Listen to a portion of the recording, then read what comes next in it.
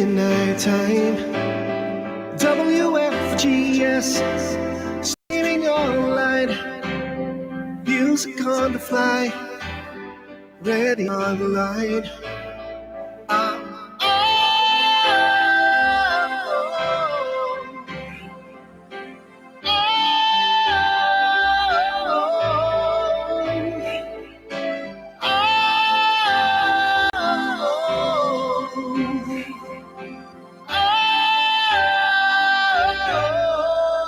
Listen to the top songs of great performance now streaming on W.FGS.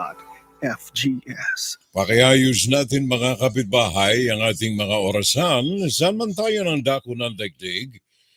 Nandoon sa mga sandaling ito diyan sa London, ganap ng alas 3 ng hapon.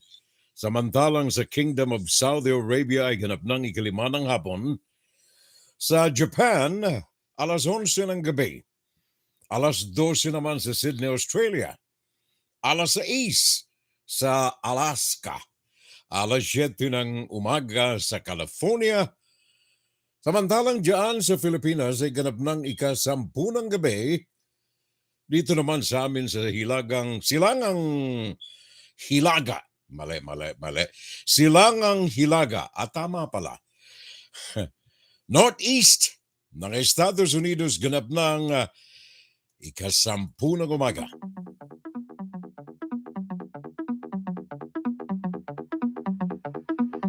Good morning.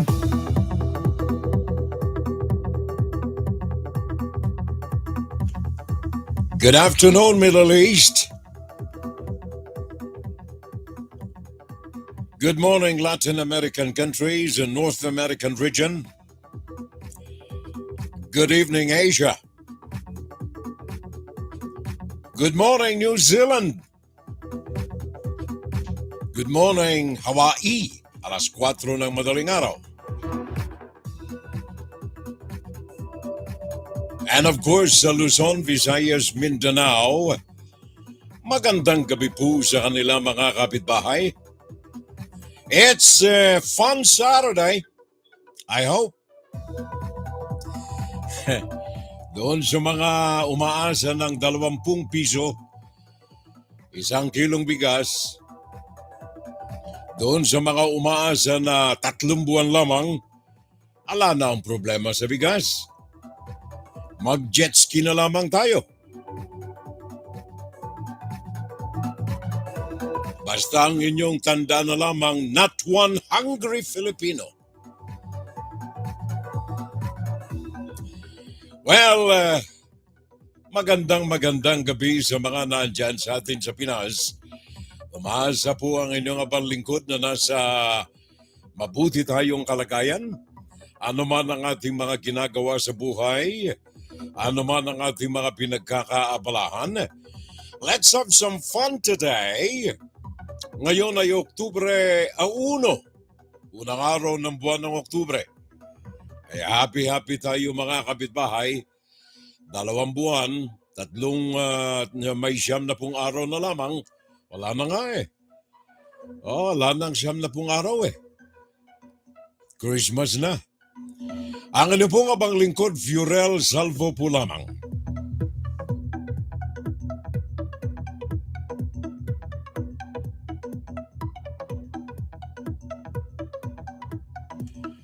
Magandang umaga na lamang kay Judy Zalerongan.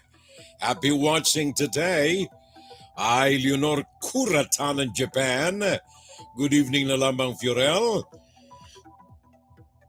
I'm here sa Shibaken, Japan. Sabi ni Leonor Kurata. Of course, parang Jeffrey Espinasiao. Pare ko, good morning na lamang. Ano ha? Sabi na, good morning, Brother Furel. It's fun Saturday today. At regards na lamang sa lahat ng mga Democratic warriors sa ating bansa. Of course, parang Elmer Avenilia. Bagong pangalan natin ito sa ating Fun Saturday Live. Welcome sa ating FSL Parigo. Elmer Avenilia, and of course, Ben Magbuhos is with us today. Maria Dolores Santos, magandang araw po ka, Furel. sabi ni Maria Dolores Santos, and of course, Baet Venturina. Ang unang-una sa mga nasa pangalan natin dito sa ating iPhone, Baet Venturina. Thank you very much sa lahat ng mga kaagapay natin. Of course, si paring Bonnie Bonifacio Año Nuevo, sabi niya magandang hapon na lamang, Furel, at sa lahat ng mga kakamping natin na umaalalay sa mga sandaling ito. Pakinggan si Firel Salvo tuwing Sabado dito sa FGS Web Radio para sa mga Pilipino. Ingat lamang tayo dyan sa bansa, mga kababayan, especially kayo po mga nandyan sa Cavite, mga nakapaligid sa Taal Volcano, kayo mga nandyan sa Batangas, sa kapaligiran ng Taal Volcano, sabagat ang naturang bulkan ay patuloy na nagmumurukolyo. Ayon dito sa Philippine Institute of Volcanology and Seismology, itong nakalipas na 24 na oras ay patuloy na nagpapadama ng kanyang murukolyo ang Taal Volcano. Nakadarama ng mga paglindol sa kapaligiran nito. Hindi lamang yan, ay patuloy na nagbubuga ito ng asupre. Ang naturang bulkan ng Taal. Ayon dito sa latest report na tinanggap natin, 7,015 tons ng asupre ang ibinuga nito kahapon lamang araw ng Biyernes, at ito ay patuloy na nagpapalabas ng kanyang usok sa bunganga ng Taal Volcano. Alert level number 1 patuloy pong nakataas dyan sa kapaligiran ng Taal Volcano sa mga sandaling ito, especially ang main crater at ang daang Castilla ay kailangang malayo sa mga mamamayan. Hindi ho kayo pinapayagan na lumapit dito sa main crater o kaya sa kapaligiran nito at saka sa daang Castilla diyan sa naturang bulkan. Now, hindi lamang yan, nabanggit ko kanina itong mga paglindol, mga pagyanig ng lupa diyan sa Indonesia, diyan sa Sumatra. Nagkaroon ng malakas na paglindol kanina lamang, araw ng Sabado, at ito ay pumatay ng isa at nakasugat ng 11 iba pa. Magnitude 5.9 ang lakas ng naturang lindol dyan sa Indonesia sa lugar ng Sumatra. Ang pinakang sentro nito ay tinataya na sa layong 40 kilometro sa hilagang silangan ng Sibolga, isang coastal city ng North Sumatra Province. Ayon ito sa US Geological Survey kanina lamang araw ng Sabado.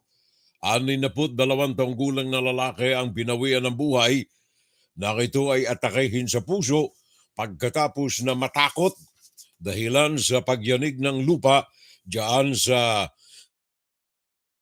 Indonesia sa probinsya o kaya lugar ng Sumatra. Kaya ingat na lamang tayo mga kapitbahay, Hindi lamang diyan sa mga lugar na yan na nabanggit natin, kundi maging dito sa amin, sa lugar namin ni paring Edward Osita. Dito sa lugar namin ay lalo na sa lugar ng pare ko riyan, si Edward Osita, ito'y sinalamangka ng bagyo o kaya hurricane na ang pangalan ay si Ian. Ito ay naandyan ngayon sa lugar ng Carolinas. Bagaman humina ang naturang bagyo, ang detalye nito, mamaya lamang ng konti mga kapitbahay. Nais ko lamang na saluduhan sina Maring Judy sa Larongan. Sabi niya magandang gabi sa iyo, Furel. And of course, si Annalisa Pascua, nakaantabay sa atin ngayon riyan. Mariko, happy listening na lamang. Annalisa Pascua. At saka si paring Eduardo Sita ng Edwards Travel. edwardstravel.com. edwardstraveltour.com. Edward Uzita. Yung kanyang mga opisina riyan sa Florida at saka sa Carolinas ay hopefully wala hong na ikangay nasagasaan ng bagyong si Ian na nanalanta nitong nakalipas na ilang araw dyan sa Florida at ganun din kani-kanina lamang ngayong araw na ito dyan naman sa Carolinas. Ang detalye niyan ay mamaya lamang ng konti. Ano ha? Judy Zalarongan, dan sharing na po ako. Sandali. Dan sharing na lamang ako, sabi ni Judy Zalarongan. Thank you very much, Judy. And good morning from Virginia Beach.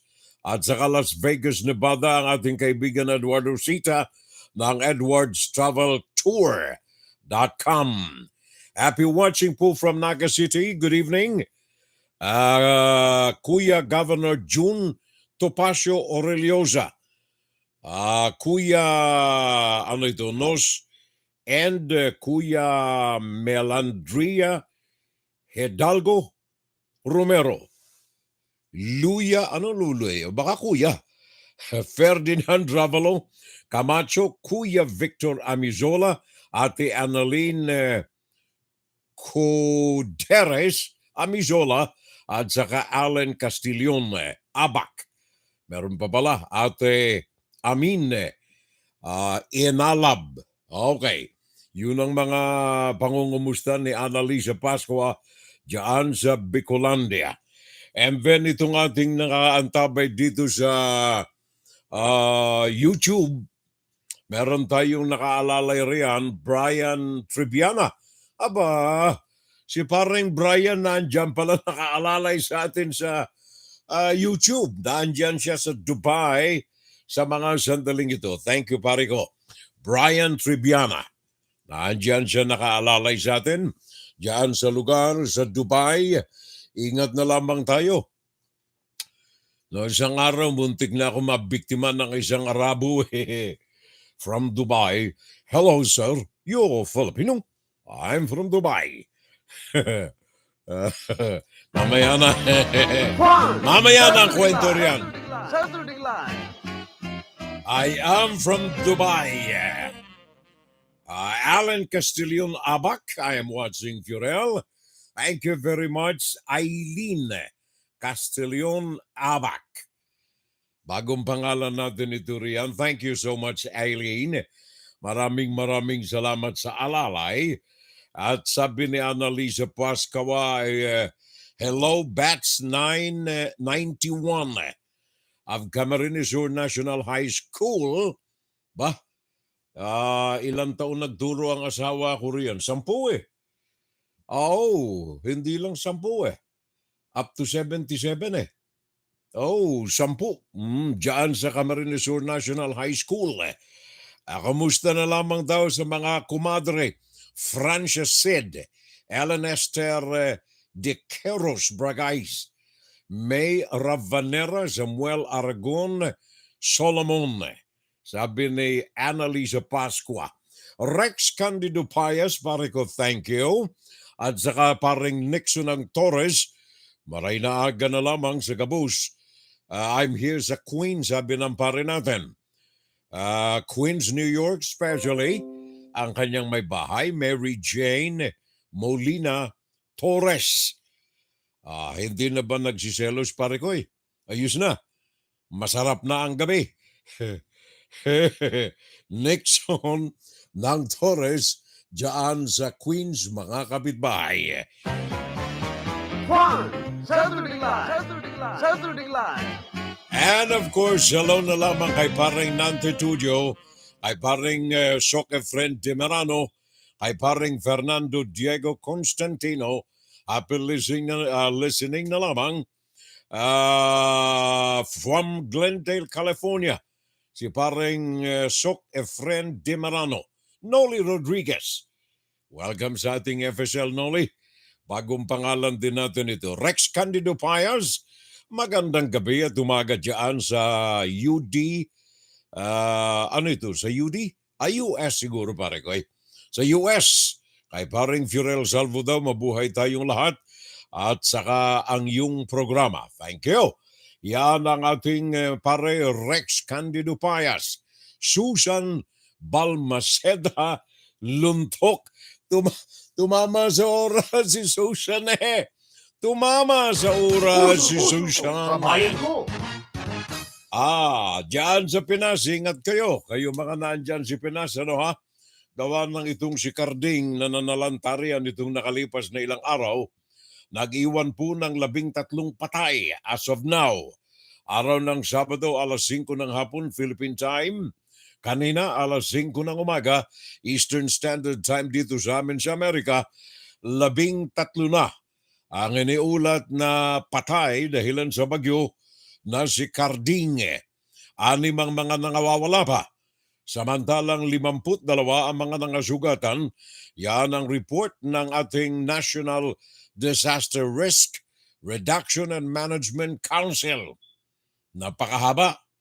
Maski na yung mga unang letra nitong mga ito, napakahaba. NDRRMC, ang haba, iksiyan natin pare ko para madaling tandaan.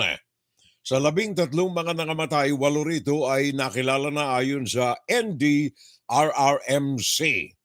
Ayon pa rin sa kanila, ang mga ito ay mga natabunan ng lupa sa landslide sa Bordeo sa Quezon at isa ay nalunod naman diyan sa Zambales. May report pala si Bernadette. Etong report ni Bernadette kahapon pa ito kagabi. Pero pakita na rin natin para malaman natin kung ano po ang mga naganap diyan sa Pilipinas kaugnay ng bagyong si Carding. Bernadette Sembrano ng ABS. Kaya't na sa 12 ang mga namatay sa pananalasa ng bagyong Carding ayon sa National Disaster Risk Reduction and Management Council. Dumagdag sa listahan ng isang residenteng nalunod sa Tanay Rizal. Samantala, 6 pa rin ang nawawala. Aabot naman sa 52 ang naitalang nasugatan. Karamihan sa kanila ay mula sa Central Luzon. Higit 245,000 na pamilya o 911,000 na individual ang naapektuhan ng pananalasa ng bagyong Carding sa Ilocos Region, Cagayan Valley, Central Luzon, Calabarzon, Bicol Region, Mimaropa at Cordillera Administrative Region. Sa bilang na ito, halos 4,000 pamilya ang nasa mga evacuation center pa rin. Halos 57,000 na bahay ang naapektuhan ng bagyo, higit 50,000 ang nasira, habang halos 7,000 naman ang tuluyang nawasak. Tuloy-tuloy po ang pamamahagi ng tulong ng gobyerno. Ayon sa NDRRMC, nasa 36.5 million pesos na ang halaga ng tulong na naipamahagi. Pagdating naman sa pinsala sa mga paaralan, ayon po sa Department of Education, tinatayang 1.17 billion pesos ang kailangang pondo para sa rehabilitasyon ng mga napinsalang eskwelahan at mga pasilidad nito. Dagdag ng ahensya, 165 schools ang napinsala at halos 400 ang totally damaged na silid-aralan. Hanggang ngayon, 92 na eskwelahan pa ang ginagamit bilang evacuation site. Thank you very much, Bernadette Sembrano. Gumaganda ka, ha? Gumaganda ka. Bernadette Sembrano ng ABS-CBN. Maraming salamat. And of course, ang Department of Agriculture, nagpalabas din ng kanilang mga reports on damages sa mga palayan, 6,571 metric tons of rice ang sinalanta ng bagyo at saka ang iba pa mga agricultural products umabot ng 60.1 million. Sa kasalukuyan ng kanilang taya, umaabot na ng 3 billion ang salanta ng bagyong Carding sa mga produkto ng agrikultura diyan sa bansa. 3.7 billion ang halaga ng mga danyos sa agrikultura sa bansa as of today, Saturday. Kani-kanina lamang ito, may ilang minuto pa lamang ang nakalilipas ng tanggapin natin ang naturang report. Good morning, Susan. Magandang gabi. Nasa California pala si Susan. Kaya good morning na rin Nagising siya ng maaga. Susan Balmaceda Luntok. Naandyan na rin sa California itong aming parang kapatid na rin ang trato natin dito eh. Gawa nung ito'y nagdadalaga, yung kapatid na bunsoy ni Mrs. si Yuti, si Ruth. Barkada itong numero 1 eh.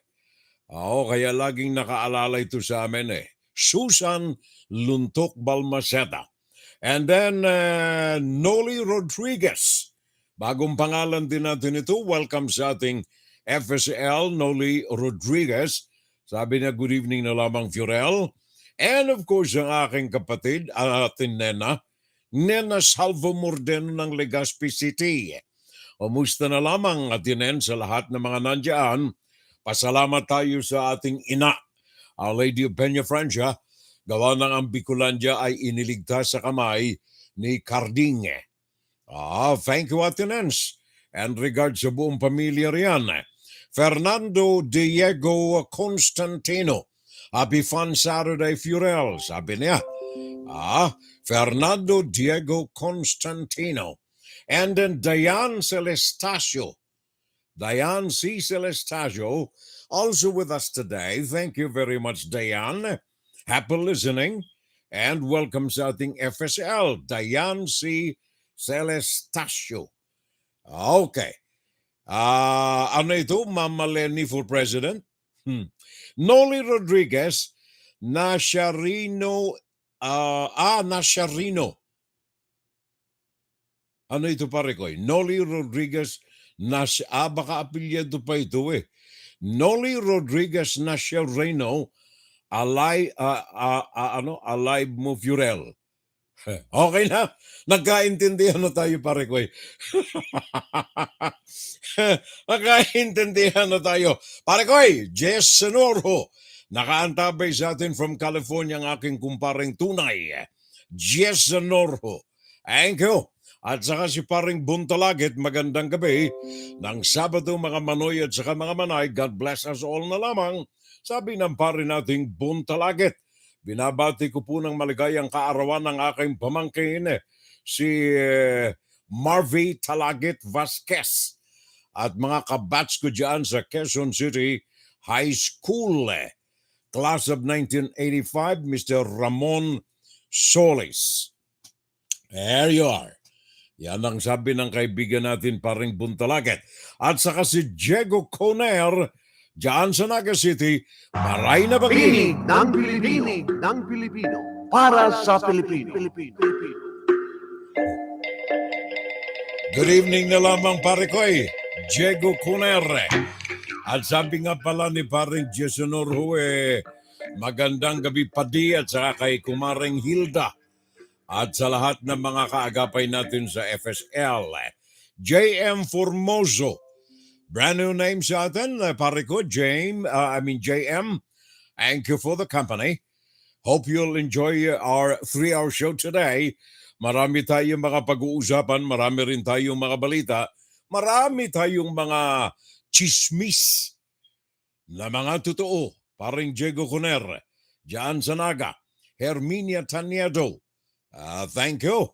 At sa lahat ng mga kaagapay natin, maraming salamat. Maraming salamat. Dito sa atin sa Amerika, mga kapitbahay, yung Carolinas, ang siya ngayong sinasalanta sa kasalukuyan itong hurricane Ian. Bagaman ayon sa weather system organizations natin sa iba't ibang panig ng Estados Unidos, etong si Ian ay downgraded na. Sa madalit sabi, humina ang naturang hurricane. At ito ay, ang katawagan nila rito ay meron silang terminology. Post-tropical cyclone. Gradually weakening. At ito ay patuloy na bumabagtas sa mga lupain dito sa Carolinas at sa mid-Atlantic states. Ngayong araw na ito, araw ng Sabado. Kaya kayo mga naandyan sa Carolina, medyo ingat na lamang. Bagaman ito ay humina na, ayon po ito sa weather organizations dito sa Estados Unidos. Ayon sa report ng latest, eto ngayon lamang ito, may ilang minuto pa lamang bago tayo nagsimula. Maximum sustained winds dropped to 35 miles an hour na lamang. Galing ito sa National Weather Station. 35 miles an hour ang lakas ng bagyo na ito hanggang sa mga sandaling ito. Humina. Sa madaling sabi, ito ay inaasahang kikilos patungo ng hilaga north sa direksyon ng North Carolina ngayong araw na ito ng Sabado, bago ito ay lalong mawala na, matunaw sa pagtama nito sa katimugang bahagi ng Central Virginia mamayang gabi. So sa mga sandaling ito, ang dinadapyuan ng 35 milya na lakas ng Hurricane Ian ay ang mga lugar diyan sa Carolinas. Ang coastal region ng Carolina will be hit at hard at inaasahan na bagaman may kalakasan ay hindi naman ito kasing lakas nang ito ay mag-landfall diyan sa Florida. 1.3 million customers diyan sa Florida hanggang ngayon wala pong mga kuryente. As of 7:30 in the morning today, Saturday, walang kuryente pa ang may mahigit sa 1 milyon na mga kliyente ng elektrisidad diyan sa Florida, along with 62,000 in South Carolina and 326,000 in North Carolina and 100,000 in Virginia. Walang mga kuryente sa mga sandaling ito ang mga lugar na yan. Mga kapitbahay, pinaaalaala po lamang natin. Gawa ng talagang tunay na napakalakas ng bagyo na ito nang tumama sa mga lupain diyan sa Florida. Meron tayong karagdagan dito kay David Muir, ABC News, doon sa Orlando, Florida. Pakinggan natin ang mga reports ng ang naturang bagyo na si Ian ay nananta doon sa Florida. May ilang oras araw ang nakalilipas. Powerful hurricanes ever to make landfall here in Southwest Florida. And along with the hurricane, the staggering amount of rain. A once-in-a-thousand-year rainfall, they're calling it here. Bridges destroyed, homes on fire, entire neighborhoods underwater in Fort Myers. The shorelines decimated, plumes of thick black smoke in this neighborhood. The Sanibel Causeway washed away, cutting the island off to the mainland. From the ground, Fort Myers Beach leveled, the pier gone. The catastrophic damage, power lines catching fire, nearly 2 million still without electricity tonight. 20,000 Florida Power and Light crews racing to restore power here across this state. Florida Governor Ron DeSantis. The impacts of this storm are historic, and the damage that was done has been historic. President Biden in touch with Governor DeSantis again today. The president speaking of the enormous human toll here and the real fear that that toll could rise dramatically. The president at FEMA headquarters today. This could be the deadliest hurricane in Florida's history. The numbers are still unclear, but we're hearing early reports of what may be substantial loss of life. Hospitals evacuated amid the floods. The Nassau County Marine Unit rescuing 2 people on their sailboat overnight, while other members of the fire department wade through waist-deep water as they unload their fire truck, submerged in the waters here. Dozens of large Chinook and Black Hawk helicopters performing rescues. 1,000 FEMA personnel deployed here, supplying millions of liters of water and meals, and hundreds of generators. Charlotte and Lee counties reporting more than 500 rescues, more than 300 rescued in Orlando. Orange County Fire Rescue racing in with stretchers to rescue seniors at the Avante Assisted Living Facility. Hurricane Ian making landfall as a strong Category 4 hurricane, just shy of a Category 5. The record-breaking storm surge, ripping roofs off homes, sending debris flying. This time lapse of Fort Myers Beach showing floodwaters taking over the streets. Yan ang report, parts of those ay coverage ng live habang ang bagyong si Ian ay nananalanta doon sa Florida. Ginawa ni David Muir ng ABC News New York na nandoon sa mga oras na nanalanta ang bagyong Ian sa Florida. Napakinggan ninyo kung gaano ang ginawa ng federal at saka state governments. Habang nananalanta ang bagyo, nandoon sila. Nandoon at inaalalayan ng mga sambayanan, nagkakaloob ng mga supplies ng pangangailangan nila sa araw na nananalanta ang bagyo, at hindi lamang yan, nandoon sila upang ilikas ang mga mamamayan na dinaraanan ng bagyong si Ian. Ganyaan ang ikangay promptness ng serbisyo na kailangan natin diyan sa Pilipinas din. Hindi yung pagkatapos ng bagyo, saka tayo nandoon. Kailangan habang nananalanta ang bagyo, ang mga tao na dapat ay may responsibilidad na alagaan ng taong bayan nandoon sa mga lugar na kung saan sila kinakailangan. 22 patay doon sa Florida sa pananalanta ng Hurricane Ian na nagsimula early this week. Nanalanta ng tuluyan ng matindi noong araw ng Miyerkules at Huwebes naman ay nadama ng Florida ang hagupit nito.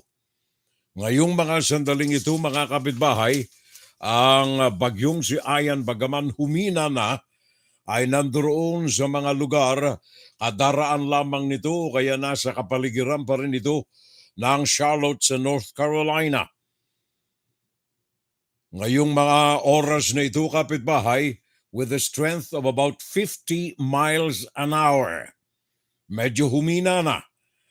Ang kasalukuyang sinasalanta nito ay ang Columbia, diyan sa South Carolina, kadaraan lamang ng Myrtle Beach sa South Carolina, and of course doon sa Charleston, North Carolina, kadadaan lamang nito.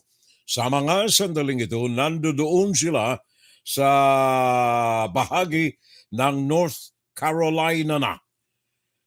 Lumalampas na ito sa mga sandaling ito doon sa Columbia. Ang Columbia ay nasa halos hangganan ng South and North Carolina. Yan ang kasalukuyang sinasalanta ng naturang Hurricane Ian na sumalanta ng katakot-takot doon sa Florida nitong nakalipas lamang na araw ng Miyerkules at saka ng Huwebes. Ito'y mga additional reports. Let me see.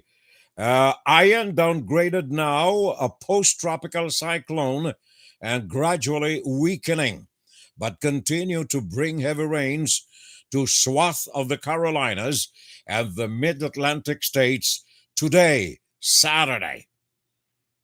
35 miles an hour. From 50 miles an hour, humina pa ito, naging 35 miles an hour na lamang.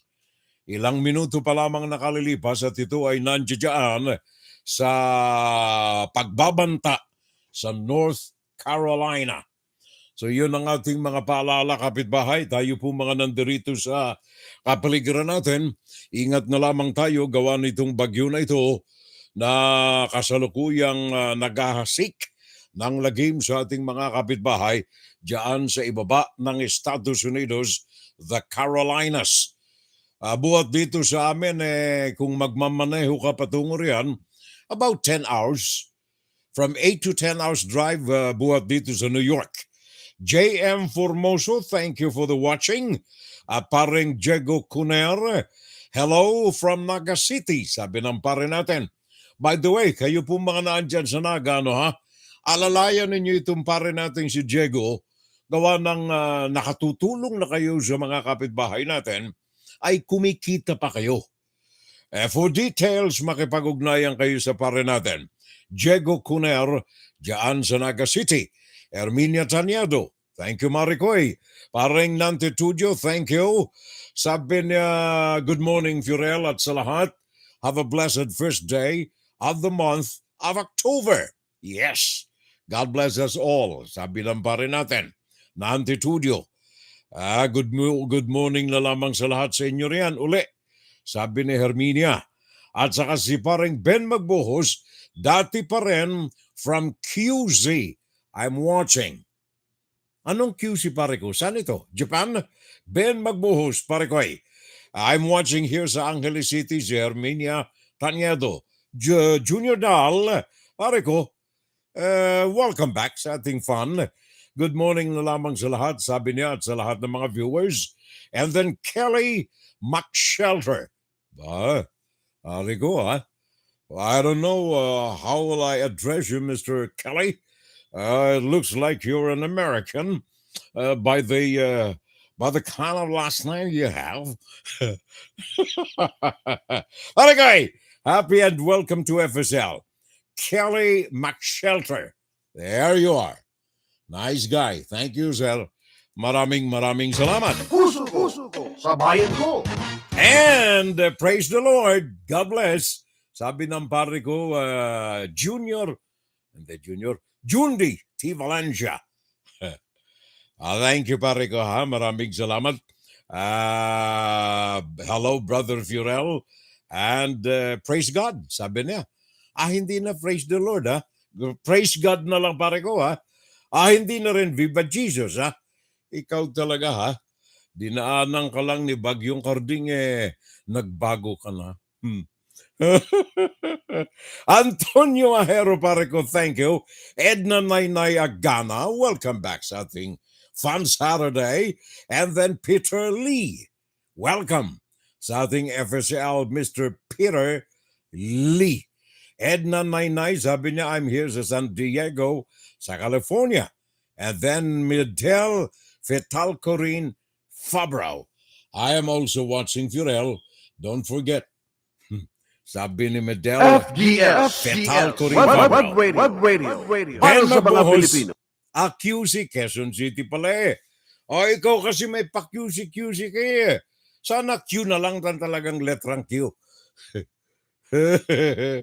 Pare ko kung ano-anong mga malilikot na guni-guning nasa isip mo Paring Ben Ben Magbuhos sa Quezon City. Roland Tan. Another brand new name. Welcome sa ating Fun Saturday, Mr. Roland Tamne. Puso ko sa bayan ko. Itong mga naapektuhan dyan sa Pinas, hindi lamang dahilan sa bagyong Karding, kundi sa political atmosphere sa bansa.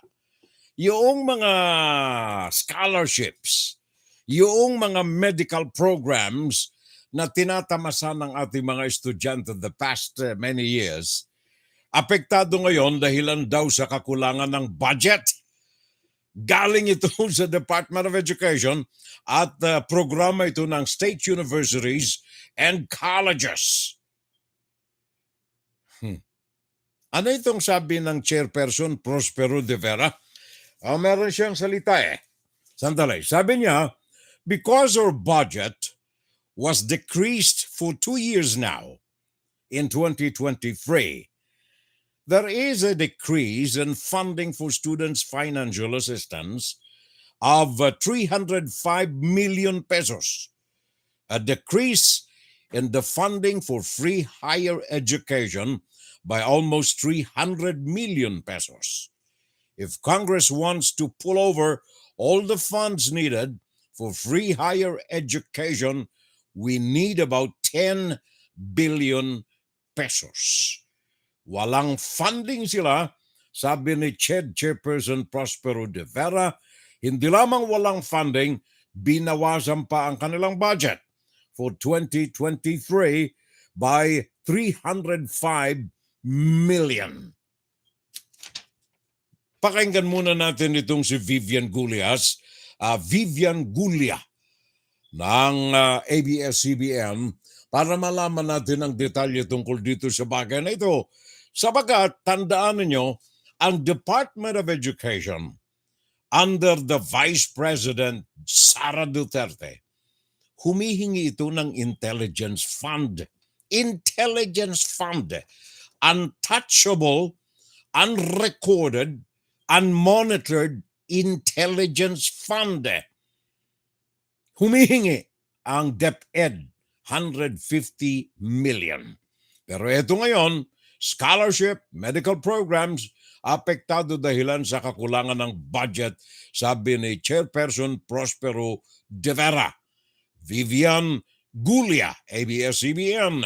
Pangarap ng grade 12 student na si Sheila maging doktor balang araw. Kaya masigasig siya sa pag-aaral. Pero mahirap ang kanyang pamilya. Kaya umaasa si Sheila na makakuha ng scholarship para maitawid ang darating na 4 na taon sa kolehiyo. Sobrang mahal na ng mga bilihin ngayon, yung kuryente pa lang, tubig. Tapos na lang po talaga ako asa sa scholarship. Pero baka hindi muna tumanggap ang Commission on Higher Education o CHED ng mga bagong aplikante sa ilalim ng ilang scholarship programs ng ahensya sa susunod na taon kung matutuloy ang pagtapyas sa budget ng CHED para sa 2023. Mas mababa ito ng 6% o halos 2 bilyong piso kumpara ngayong 2022. Kabilang dito ang pondo para sa Student Financial Assistance Program o STUFAP na tinapyasan ng higit 305 million pesos. Binawasan naman ng halos 300 million pesos ang pondo sa Universal Access to Quality Tertiary Education. Nakapaloob dito ang Tertiary Education Subsidy o TES. Ayuda ito sa matrikula at allowance para sa mga libro, tirahan at iba pang gastusin ng mga eskolar. Funds are sufficient only to cover the continuing test beneficiaries. Hindi po kami makakapagbukas ng new application. Wala naman po kaming pondo para sa new applicants. The 5-year moratorium on the increase of tuition fees in SUKS and LUKS expires this year. There is no budget in the NEP to reimburse any increase in tuition of SUKS and LUKS. Nangalahati rin ang inilaang pondo ng DBM para sa Medical Scholarship and Return Service Program ng CHED. Vivian Gulia, ABS-CBN News. Natatandaan ninyo, Vice President Sara Duterte. Sa ilalim niya itong CHED, sa ilalim ng Department of Education ng CHED. Humihingi ng Intelligence Fund 150 million. Kapag Intelligence Fund, yan ho ay intelligence. Kaya kaakaibat ng pangalang intelligence, wala hong COA riyan. Walang auditing yan. Hindi alam kung saan gagamitin yan, sinong pinagkagastusan yan. Aside from that, ang magandang Vice Presidente humihingi ng 500 million intelligence fund sa kanyang tanggapan Office of the Vice President. Walang pera ang CHED. Binawasan ng 305 million ng CHED. Dapat itong CHED at magbubukas pa sana ito ng 7 na mga universidad dedicated for the medical profession. The purpose of which is to have sufficient graduates in the medical field. Bakit? Kailangan ng mga rural areas ang mga doktor. Meron akong ibabalita sa inyo dyan, galing sa bundok, sa Tanay Rizal. Lumakad ng 20 kilometro para lamang makapagpagamot. Pantakin mo yan. Tsaka tingnan ninyo ito ang pinakang abusado para sa akin palagay. Opisina ng Vice Presidente. Humihingi 150 million intelligence fund sa edukasyon. Another 500 million para sa intelligence fund ng kanyang tanggapan ng Vice Presidente. In addition, mga kapitbahay, sa kasalukuyan, nakikipag-negotiate ito sa Government Service Insurance System, GSIS, para makuha niya ang Bamboo Palace diyan sa reclaimed area ng Folk Arts Theater. Gusto nang yaan ang kanyang maging tanggapan ng pangalawang pangulo ng bansa. Luxurious, lavish location. Gusto niyang bayaran ang area na yan, ang palasyo na yan, the Bamboo Palace, diyan sa Focus Theater, sa reclaimed area, gusto niyang gawing opisina ng Vice Presidente. Ito kasi nakasanla, pag-aari na ito ng GSIS. However, yung 10 million na yan, down payment pa lamang yan. Para makuha ng Office of the Vice President ang palasyo na yan dyan sa reclaimed area. And of course, sapagat down payment, may mga susunod na mga babayaran. Millions and millions and millions and millions until the property is fully paid. Office of the Vice President Sara Duterte. Ched, walang pera. Mga doktor na kailangan mag-aral ng medisina, wala kayong pera. Budget ng Ched, bawasan uli, 305 million. Binawasan na ni Mr. Duterte yan. Tatay ni Sara, ngayon babawasan uli, walang pera. Office of the Vice President, 500 million. Intelligence Fund. Office of the Department of Education, 150 million. Intelligence Fund. Bamboo Palace, 10 million initial deposit. Walang pera, kapitbahay. Walang pera. Walang pera. Pag hindi kayo kursunada. Pakinggan si Firel Salvo tuwing Sabado dito sa FGS Web Radio para sa mga Pilipino. Alam ba ninyo ang panukala ng Office of the Vice President? Budget niya. Hindi lang panukala sapagat in less than 2 hours, inaprubahan kagad ng Senate Committee. Sabi ng Senate Committee, si Sara ito magkakano kailangan mo? 2.3 billion. Opisina ng Vice Presidente. Meron ba niya noon si Robredo? 2.3 billion pesos ang tanggapan ng pangalawang Pangulo ng Pilipinas ang inaprubahan ng Senate Committee on Appropriation. 2.3. Wala pang 2 oras. Stamp na kagad. Okay na. Approve. Wala nang cheche-breche. Wala nang tanungan riyan mantakin mo yan. Pinakang, anong tawag niyan? Anong tawag niyan sa bata na masyadong lavish ang atensyon? Ganyan talaga. Sabi nga ng aking kapitbahay, what are we in power for? Puso ko sa bayan ko. Fiesta. Fiesta ang opisina ng pangalawang Pangulo. Fiesta ang opisina ng Department of Education. Walang pera ang CHED. Hindi kayo paborito. Kaya walang pera. Tinig ng Pilipino para sa Pilipino. Napag-uusapan na rin lang natin mga kapitbahay, Napag-uusapan na rin lang natin itong tanggapan ng pangalawang Pangulo. Ups! Gising! Oy! Gising! Oy! Ito mo.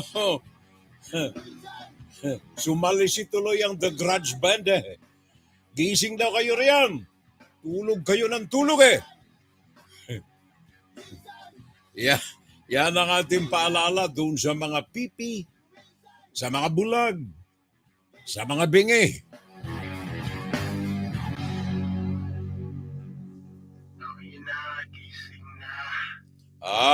Tanghali na. Gising na. Department of Education ulit tayo mga kapitbahay. Ako'y meron tayong mga nais na ipaalala. Gawa ng yung mga kabataan natin, bumabalik na sa mga paaralan. Ito namang si Carding, winasak ang mga buildings ng mga mag-aaral. Winasak ni Carding ang mga gusali na mga mag-aaral natin. Kaya anong sabi ng ating butihing Secretary of Education? Ang ating masipag na Sekretaryo ng Edukasyon. Sabi niya, well, kailangan natin 6 na taon para maayos ang mga gusali na yan. 6 na taon. At saka, imposible na mapunuan natin ang mga classrooms. Impossible. Masakin mo yan. Mismong Sekretaryo ng Edukasyon, imposible daw na mapunuan ang mga eskwela ng mga classrooms. Ibig sabihin, imposible na masapatan ng eksaktong bilang ng mga classrooms ang bilang ng mga estudyante. Imposible. Yun ang salita niya, imposible. Sa English, impossible. Di ba? Imposible yan ang sabi ng Vice Presidente. Pero humihingi siya. Intelligence Fund, Education, 150 million. Tapos ang kanyang tanggapan, 500 million. Tapos 2.3 billion ang kanyang budget. Pero walang pera para maipatayo ng mga school buildings. Wala. Imposible. Kaya ngayon, ang ginagawa ng Department of Education, pinag-aaralan, lalo pa, na tumaas ang bilang ng mga biktima ng Wuhan coronavirus. Tumataas. National Capital Region, Manila, tumataas until this very moment na ibinabalita naman ito. Kaya ano ang sabi ng DepEd? Tsamba-tsambahan lang Sabi noon ni Sara Duterte, di ba, na inyong butihing Vice Presidente, ang magandang Vice Presidente, sabi niya, lahat, no exception, balik paaralan tayo lahat. Kung hindi sapat ang mga paaralan, ihati natin. Umaga, hapon, basta lahat, balik paaralan. Sabi ngayon ng DOH, tumaas ang bilang ng mga nasakote ng Wuhan coronavirus.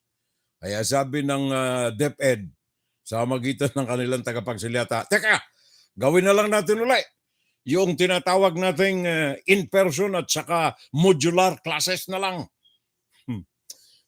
Walang direksyon. Hindi pa pinag-aralan ito? Hindi ba nagkaroon ng anticipation? Hindi ba nagkaroon ng at least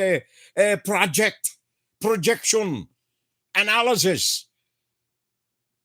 Hindi pa tapos ang Wuhan coronavirus. So ngayon, balik na naman sa hybrid. Pinag-aaralan pa although. Modular classes, online at saka in person. Pakinggan natin si Ian Cruz. Ito'y barkada rin natin ito Ian Cruz. Asa ka? Ian Cruz ng GMA News, Blended Education. Inaprubahan na kagabi ng Senate Finance Committee ang 710 billion pesos na pondo ng Department of Education. Bago yan, tinanong si Vice President at Concurrent Education Secretary Sara Duterte kaugnay sa backlog sa school buildings. I don't think we will ever be able to solve the backlog on classrooms. Yeah. Sa huling tala ng DepEd ditong Hulyo, nasa 97,408 ang kabuang classroom shortage ng bansa. Ang nakikita raw na solusyon ng bise. We really need to maximize our learnings in the blended program and online classes and distance learning and flexible learning options. I believe that this will address the problem on the quality of the immediate solutions on the quality of the teaching of our instructors and the shortage on classrooms. Sa joint press con ng DepEd at Office of the Vice President kanina, isang araw ang pagpapalakas sa blended learning sa inaaral ng kagawaran. Lalo't taon-taon ay may kakulangan sa classrooms, nadaragdagan ang enrollees at may mga nasisirang gusali tuwing may kalamidad. Ayon sa tagapagsalita ng DepEd na si Attorney Michael Poa, imbes na 5 araw na face-to-face classes, pwedeng may mga araw na online o modular ang klase. So, ito po yung rason bakit din po pinag-aaralan na po yung pag-i-institutionalize ng blended learning as a mode in our schools. Ayon sa Teachers Dignity Coalition, kung magiging institutional na ang blended learning, dapat daw may libreng laptop at internet connection ang mga guro. At para mas epektibo, dapat may access ang mga mag-aaral hindi lang sa internet kundi pati sa gadget. Ian Cruz, Nakatutok, 24 Oras. Thank you very much, Ian. Maraming salamat. Natural, kung blended learning yan at saka online, kailangan mo ang computer, kailangan mo ang laptop. Alangan man na mga teachers ang bibili ng mga ito. Mga marikoy, parekoy, ano na hang nangyayari sa ating bansa? Paring Peter Lee, Edna Nainay Agana from San Diego, California. Medel Fetalcorin Fabro, thank you. Sabi niya, I'm late anyway. Good day na lamang, Furel. Sabi ni Maring Medel, you're not late, Marikoy. Thank you very much sa alalay. Paring magbuhos, sabi niya, Quezon City, ang QC, Roland Tan. Thank you very much. Bonifacio Año Nuevo, naglaho na parang bula nung may bagyong karding. Pagbalik, nagmamandarina. Senator Robin Hood galit sa mga English. Ano ito? Galit sa mga English.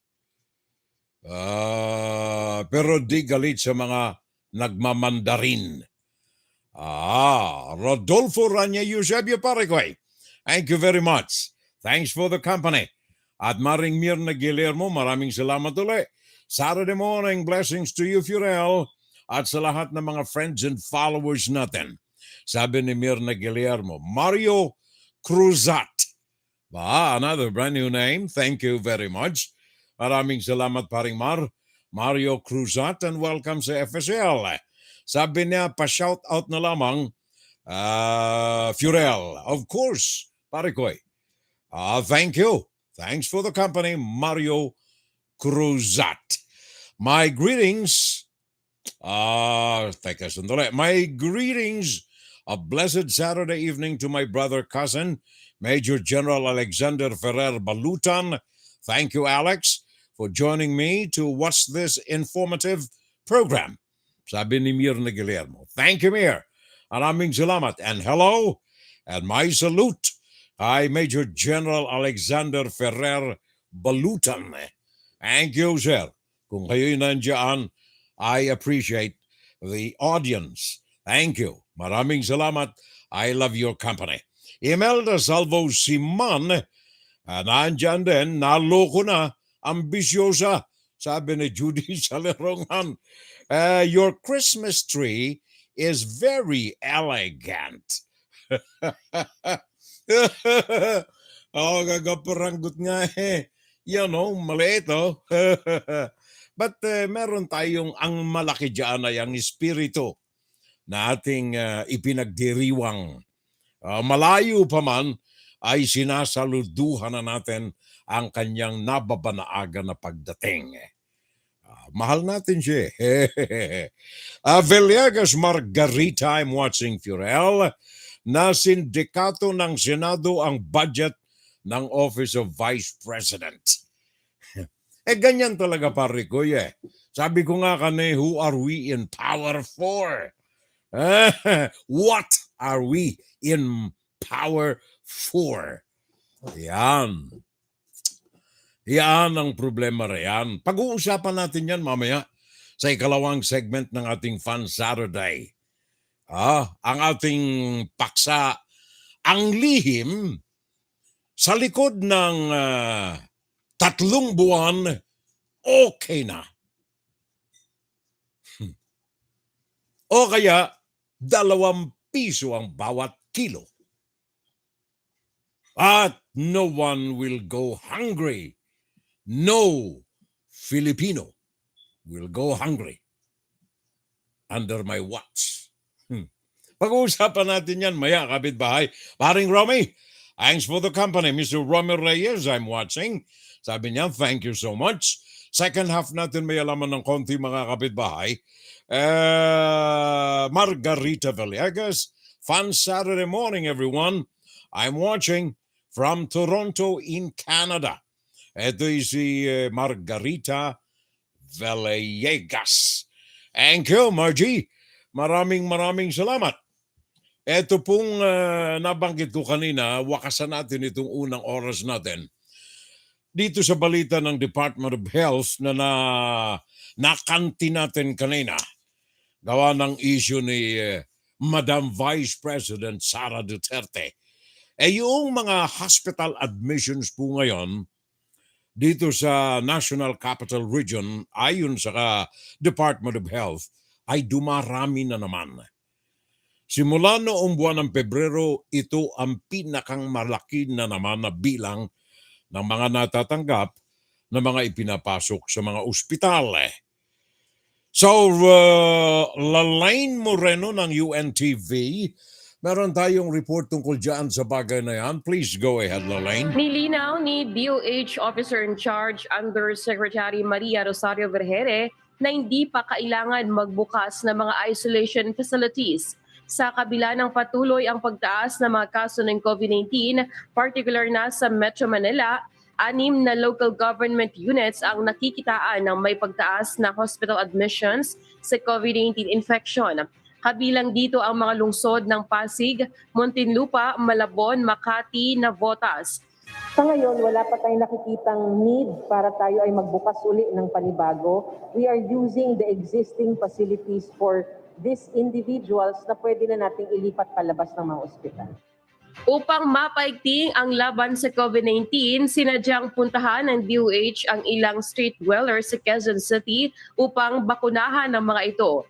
Itinuturing kasing nasa vulnerable sector ang mga individual na naninirahan lang sa mga kalsada at walang permanenteng tirahan. Ito ay dahil halos nasa labas lang ang mga ito at nakikisalamuha sa iba't ibang mga tao. Laking pasasalamat naman ng ilang mga street dweller na hindi anya makapagpabakuna dahil sa layo ng vaccination center, habang ang iba naman ay may pangamba pa rito. Masaya.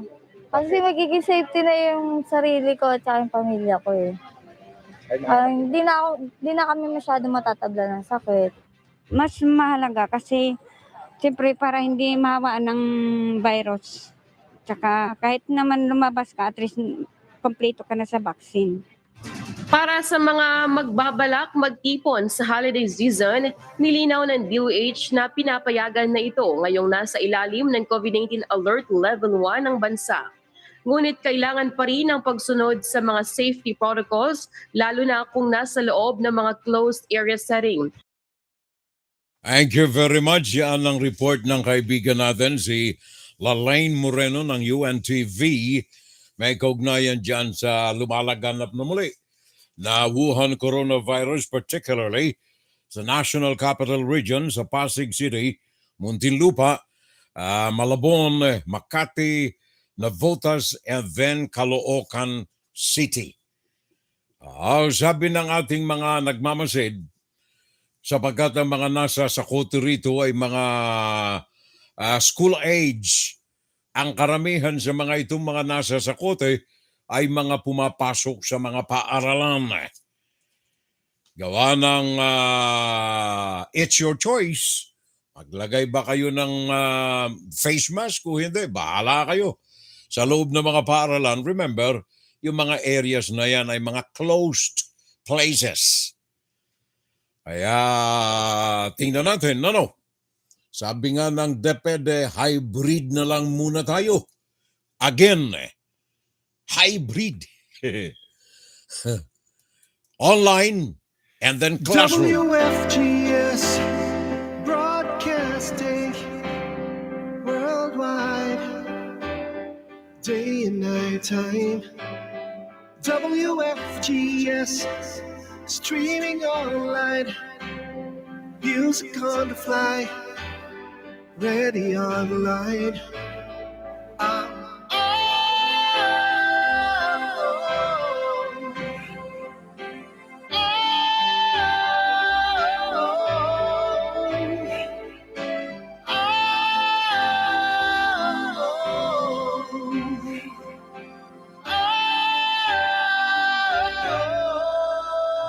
to the top songs of great performers, now streaming on w.fgs. Pakiayos natin mga kapitbahay ang ating mga orasan. Ganap ng 4 na minuto makalipas ang alas 11 ng umaga Eastern Standard Time dito sa amin sa USA. Alas 11:04 naman ng gabi Philippine Standard Time. Sa Japan ay alas 12:04 ng hating gabi. Sydney, Australia, 1:04 ng hating gabi. Alas 5:04 naman ng madaling araw diyan sa Hawaii. And of course, Saudi Arabia, alas 6:04 ng hapon. Second segment. Good afternoon. Inside, guro-guro, opinion, and Saturday Live. Pakinggan ninyong maigi itong mga kapitbahay sapagat ito ay popular na ikang ay jingle natin and nitong nakalipas na 6 na taon. Ako sa China. Ngayon, pag ayaw nila, then I will ask the Navy to bring me to the nearest boundary dyan sa Spratly, Scarborough. Bababa ako, sasakay ako ng jet ski, dala-dala ko yung flag ng Filipino at pupunta ako doon sa airport nila, tapos itanim ko. Then I would say, this is ours and do what you want with me. Bahala na kayo. Do what you want to do with me. Bahala na kayo. Meron pa? Papanisikapin ko, suppress it to the minimum kung hindi ko kayang ulin. Criminality, which is surrounding the urban areas and even the countryside, galit talaga ako. Sabi nila na mamamatay tao ako, baka talaga. Ang hiningi ko lang, stop. And I will fix government. Corruption must stop.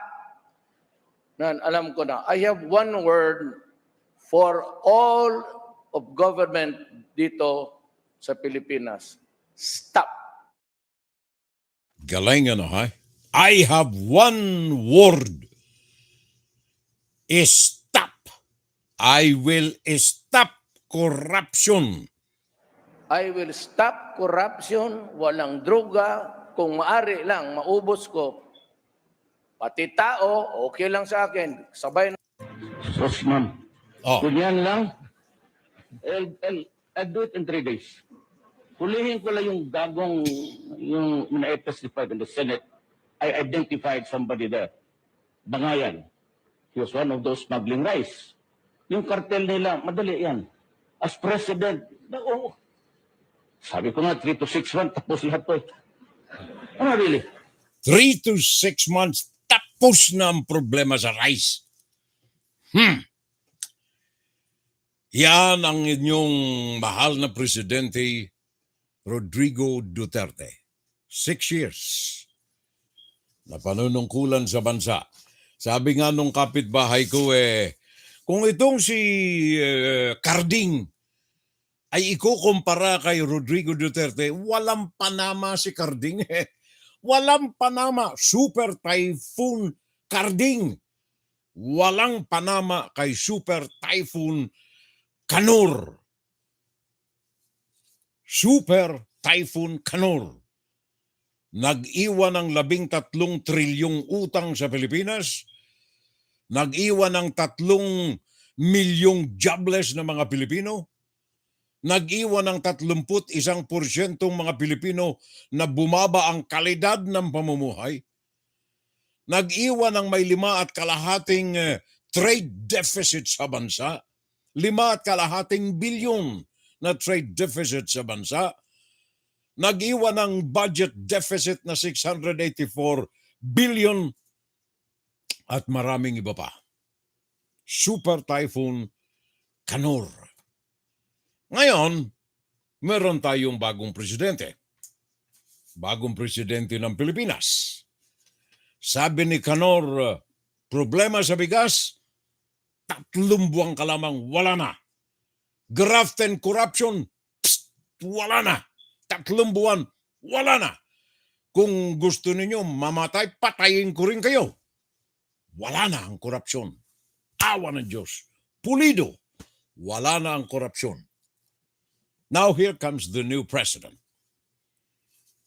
Sa kanyang talumpati doon sa Asia Society dito sa New York noong Setyembre 24, sabi ng magiting na bagong presidente ng Pilipinas, I've been asked about the absolute end result that we are hoping to achieve, and it's very simple for me. No more, not one more hungry Filipino. Galing ano ha? I've been asked about the absolute end result that we are hoping to achieve, and it is very simple for me. Napakasimple sa akin yan bilang presidente. No more. Wala na.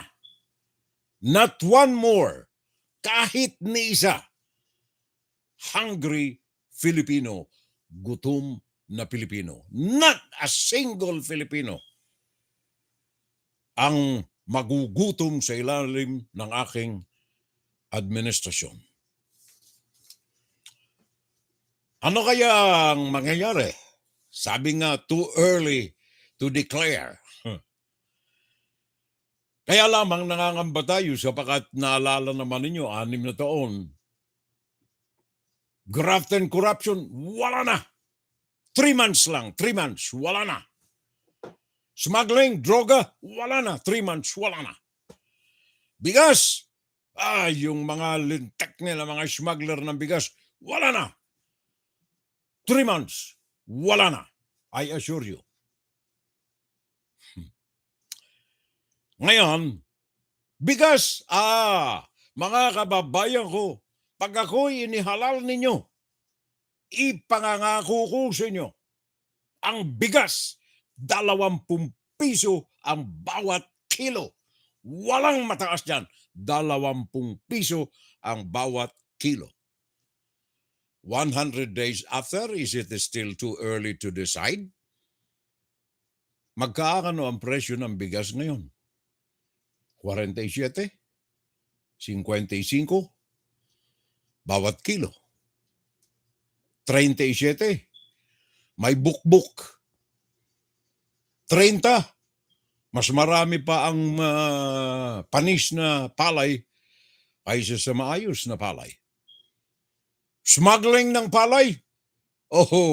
Nandiyan dyan. Presyo ng bigas, unahin natin, natupad ba? 100 days. 100 days. 20 per kilo. No more. Not one more hungry Filipino under my administration. Ngayon, bakit nakapagpapamayagpag itong mga politiko natin, kagaya ng Vice President ngayon?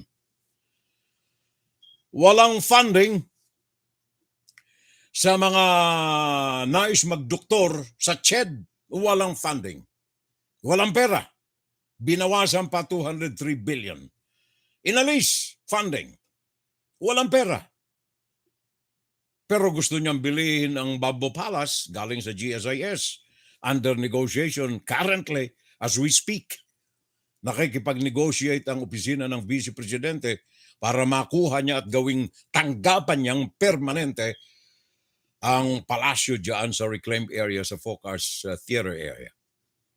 Initial down payment, 10 million.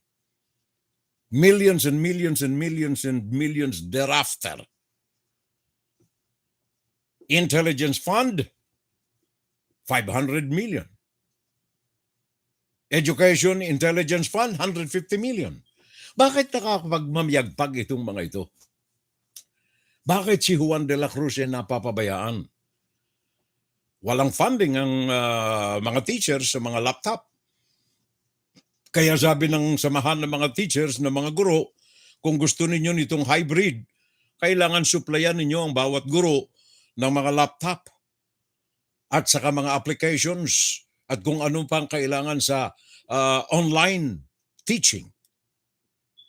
Walang funding. Anong sabi ng Vice Presidente? Imposible. It is impossible na matupad na magkaroon ng mga classrooms ang lahat ng mga eskwela. Bakit nakakapagpamayagpag itong mga public officials natin ng ganito mga kababayan? Well, going back to the president, alam ninyo na very systematic and very professional ang ginawa niyang planning ever since na siya naglunsad ng kanyang aspirasyon bilang presidente ng Pilipinas. Sabi ni Madam First Lady Imelda Marcos, anak, huwag ka muna magpresidente, vice-presidente muna. Pero yung ating political machinery, ang ating mechanism, ang ating mga plans ay in place na. Areglado na lahat yan. Huwag ka muna magpresidente, vice-presidente muna. Ang kaso nasa kote siya ni Leni Robredo, talo. But then again, hindi nagwakas riyan ang plano. So baka doon sa plano na provided by Cambridge Analytic of London, kailangan baguhin ang imahin. Magkaroon ng rebranding ng pamilya. Yan ayon ito dito sa mga inilathala ng Rappler. Although pinagbantaan ng kampo ni Attorney Rodriguez ang Rappler, kakasuhan sila. Gawa ng ito ay hindi raw totoo. Pero merong whistleblower na datang opisyal ng Cambridge Analytic ng London na nagpapatunay na merong client agency relations ang Cambridge with Mr. Marcos. So ayon dito sa report ng Rappler, bumalangkas ng rebranding project o program ang Cambridge Analytic para magkaroon ng bagong imahen ang pamilya ng mga Marcoses. And it had started even way back, bago pa man nagkandidatong pagka-vice presidente si Bongbong Marcos until now. Sa madali sabi, professional ang pagkakahubog at ang ginagawang paghubog ngayon with a total mechanism and machinery behind the now President of the Republic of the Philippines. Makinarya ng planning, ng strategy, and ng fake news. Trolls. Trolls, mga kababayan. Hanggang ngayon, makita naman ninyo sa Facebook, sa YouTube, sandamakmak riyan So ano ang ibig natin sabihin, kababayan? Nakakapagmayagpag itong mga politiko natin, not only limited to Bongbong Marcos or Sara Duterte, who are employing almost similar, the same tactics sa branding ng kanilang mga pamilya. Eto paano nagkaroon ng ganyang sistema sila at paano na ihuhubog ng husto ang belief, ang paniniwala, ang utak ng mga mamamayan. Well, sabi ko na sa inyo, ako'y nasa broadcast for 58 years and still going. 58 anyos na ako sa broadcast. And I am fully associated with marketing, advertising, and promotion. Diyan sa Pilipinas for 25 years, dito sa Amerika for another more than 25 years. 30 years na ako rito mahigit. I was involved with Comcast Cable Television Advertising as an executive. At dito sa mga pwesto ko na ito, lalong nahasa ang ating utak kung papaano hinuhubog ng mga strategists, advertisers, advertising agencies, ang utak ng mga consumers, ng mga tao. Kaya tayo dyan sa Pilipinas, mga kababayan, itong mga kandidato na ito, mga politiko na ito, nakakapamayagpag, especially if they have the money, to hire strategists and advertising agencies, marketing agencies, para magkaroon ng magandang hubog ang kanilang pagkatao. Sad to say, ang mga Pilipino ay bumagsak sa ganitong uri ng trap Kaya marami riyan ng mga bulag, marami riyan ng mga pipi, marami riyan ng mga bingi. Gawa ng sila'y naniwala sa bombardment ng mga fake news upang isulong ang pagpapaganda ng personahe ng isang individual. Diyan sa Pilipinas especially, very vulnerable ang mga tao riyan sa ganitong style.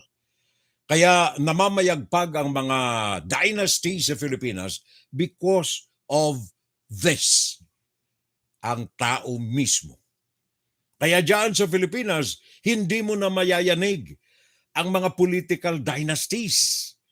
Hindi mo na maaalis yan eh. Gawa ng yaan ay nakaukit na, nakadikit na, nakakapit ng parang tuko sa loob ng political system ng bansa.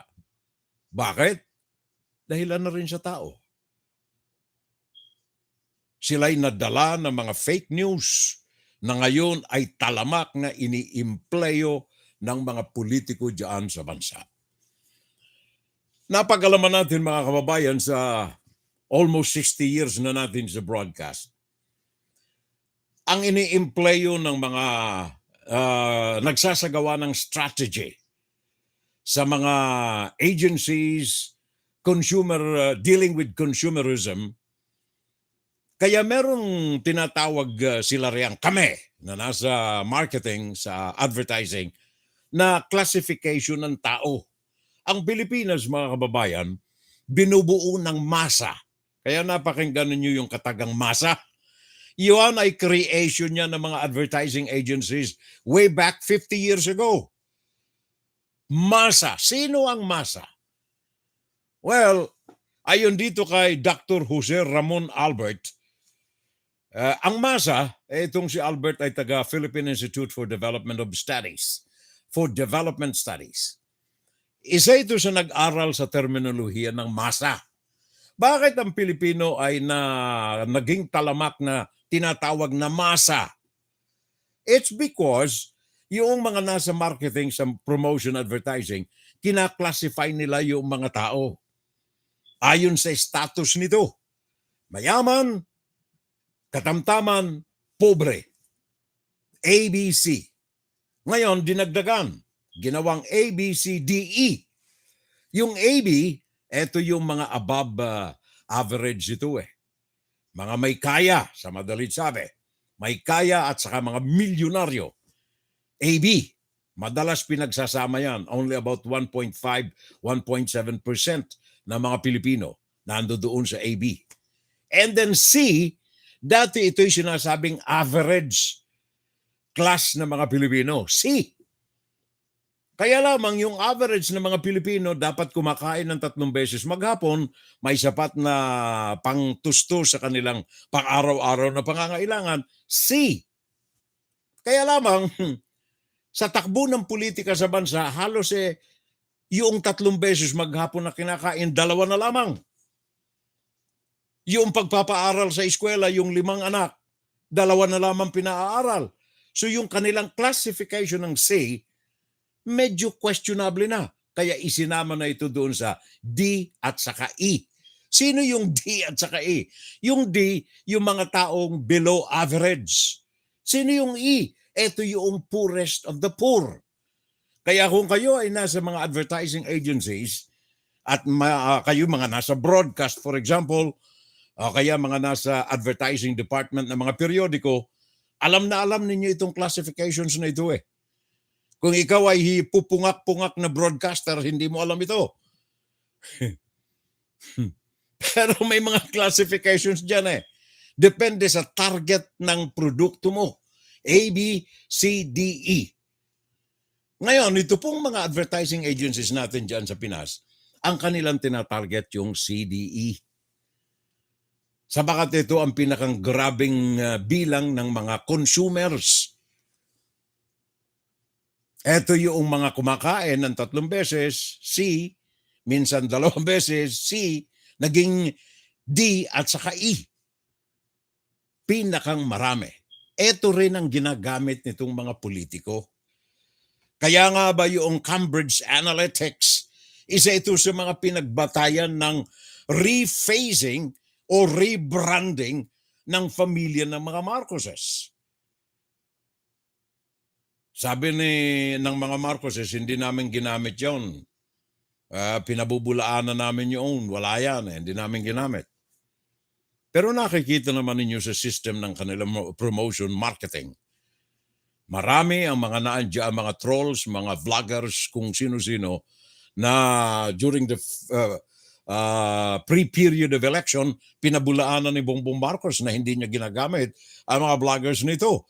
And then after the elections, inamin niya, ginagamit ko. Ito ang mga vloggers ko na tumulong sa akin. In fact, ang kanyang tagapagsalita ngayon ng presidential spokeswoman, si Trixie, ay vlogger na nanguna sa kanyang grupo. Kaya pagtanaw ng utang loob, ginawa niyang secretary, press secretary. Systematic, highly mechanized, highly professionalized system of rebranding. Ngayon, dito po sa mga masa natin, sa mga marketing agencies, dalawa lamang ang kanilang tinitingnan riyan. Class D at saka E. Ito yung mga pinakang marami. Diyan sa Pinas, mga kababayan, out of 110 million Filipinos, individuals, 102 million diyan ang nasa sa classification ng masa. Kaya kung itong 102 million na ito ay mabubulagan mo sa pamamagitan ng rebranding with the help of bloggers and trolls and etc., nakalalamang ka na. 102 million out of 110 million Filipinos. Karamihan dyan, if not all, nasa C, D, E. Yung sobra doon sa 102 million, ito yung mga nasa A and B. Ito yung mga nakatira sa Forbes Park, nakatira sa Magallanes, nakatira dyan sa BGC, nakatira dyan sa kung saan sa ang mga condo units na yan. Sila yung AB. Sila mga may-ari ng mga kumpanya, sila may-ari ng lahat ng mga halos big commercial establishments na bansa. Sila ang may control sa ekonomiya, sa kuryente, sa tubig, sa lahat ng pangangailangan ng mga Pilipino. AB. CDE, ito ang masa. Magkakanong kinikita ng masa? Ayon dito sa report na nakuha natin, Marketing Agencies Report, doon sa mga nasa bilang ng D&E, ito yung mga halos 2 beses lang kumain maghapon o kaya halos walang makain, ang kanilang kita 27,000 pesos a month sa 5 tao ng pamilya. Matakan mo yan. Si nanay, si tatay, 3 anak, ang kanyang kita sa isang buwan, average 27,000 a month. Sino sila? 75% ng mga Pilipino. 75% ng mga Pilipino. Yan noong 2019 yan, ha? 82 million Filipinos nabibilang dito sa 27,000 a month income of 5-member, 1 family. Sa ngayon, it's 92%. 92% salamat kay Digong doon sa kanyang pag-alis ng mga salaula sa pag-importa ng bigas. 3 months lang. Wala nang problema sa bigas. Para ngayon, pag ako'y naupo, 20 pesos ang kilo ng bigas. 100 taon na, 100 araw na. 57 pa rin ang kilo ng bigas, ha? Pero tingnan ninyong maigi, sino ang mga naituturo na mga sinisisi dito sa mga nangyayari sa bansa? Ito ang dahilan kung bakit namamayagpag, mga kababayan, ang mga politiko sa atin. Sa kakulangan natin ng kaalaman, naniwala kaagad tayo dito sa mga sabi-sabi. 20 pesos bawat kilo pag ako'y inihalal ninyo, mga kababayan kong Pilipino. 57 ngayon na. No one, not a single Filipino, will go hungry. No more, not one more hungry Filipino. Pattern of liars, mga kababayan ko. Pattern of liars. Kaya naandyan ang mga dynasties natin eh. Kaya ano nangyari ngayon dyan sa Pilipinas, mga kababayan? Ito'y ilang mga pruweba ito na kung magkakaminsan, kung tayo lang ay nakakakita ng maliwanag, nakakarinig ng maliwanag, nakakapag-isip ng maliwanag, nakakaamoy ng sanga ng alingasaw na mabaho, siguro hindi natin naabutan ito eh. Ano ang sabi ng Transparency International Global Corruption Report? Global Corruption Report. Transparency International Global Corruption Report. Sa nakalipas na 57 years diyan sa bansa, 57 taon na nakalipas diyan sa bansa. So tansyahin natin, 57 years. Kasama pa si Mr. Marcos riyan eh. Di ba? 57 years sa nakalipas na 57 taon na kasaysayan ng Pilipinas. Ang Pilipinas ay makukoronahan natin, can be crowned as one of those in the top-notch record of Transparency International Global Corruption Report. Bakit? Dalawa sa mga naging presidente ng Pilipinas ang kinurakot ng husto ang kanyang bansa. Dalawa. In the last 57 years in the Philippines, dalawa ang nangurakot ng katakot-takot sa yaman ng Pilipinas. Ang isa ay nangurakot ng almost 10 billion US dollars. Almost 10 billion US dollars paggamit lamang ito. Gamit lamang ng pera ng kaban ng mga Pilipino.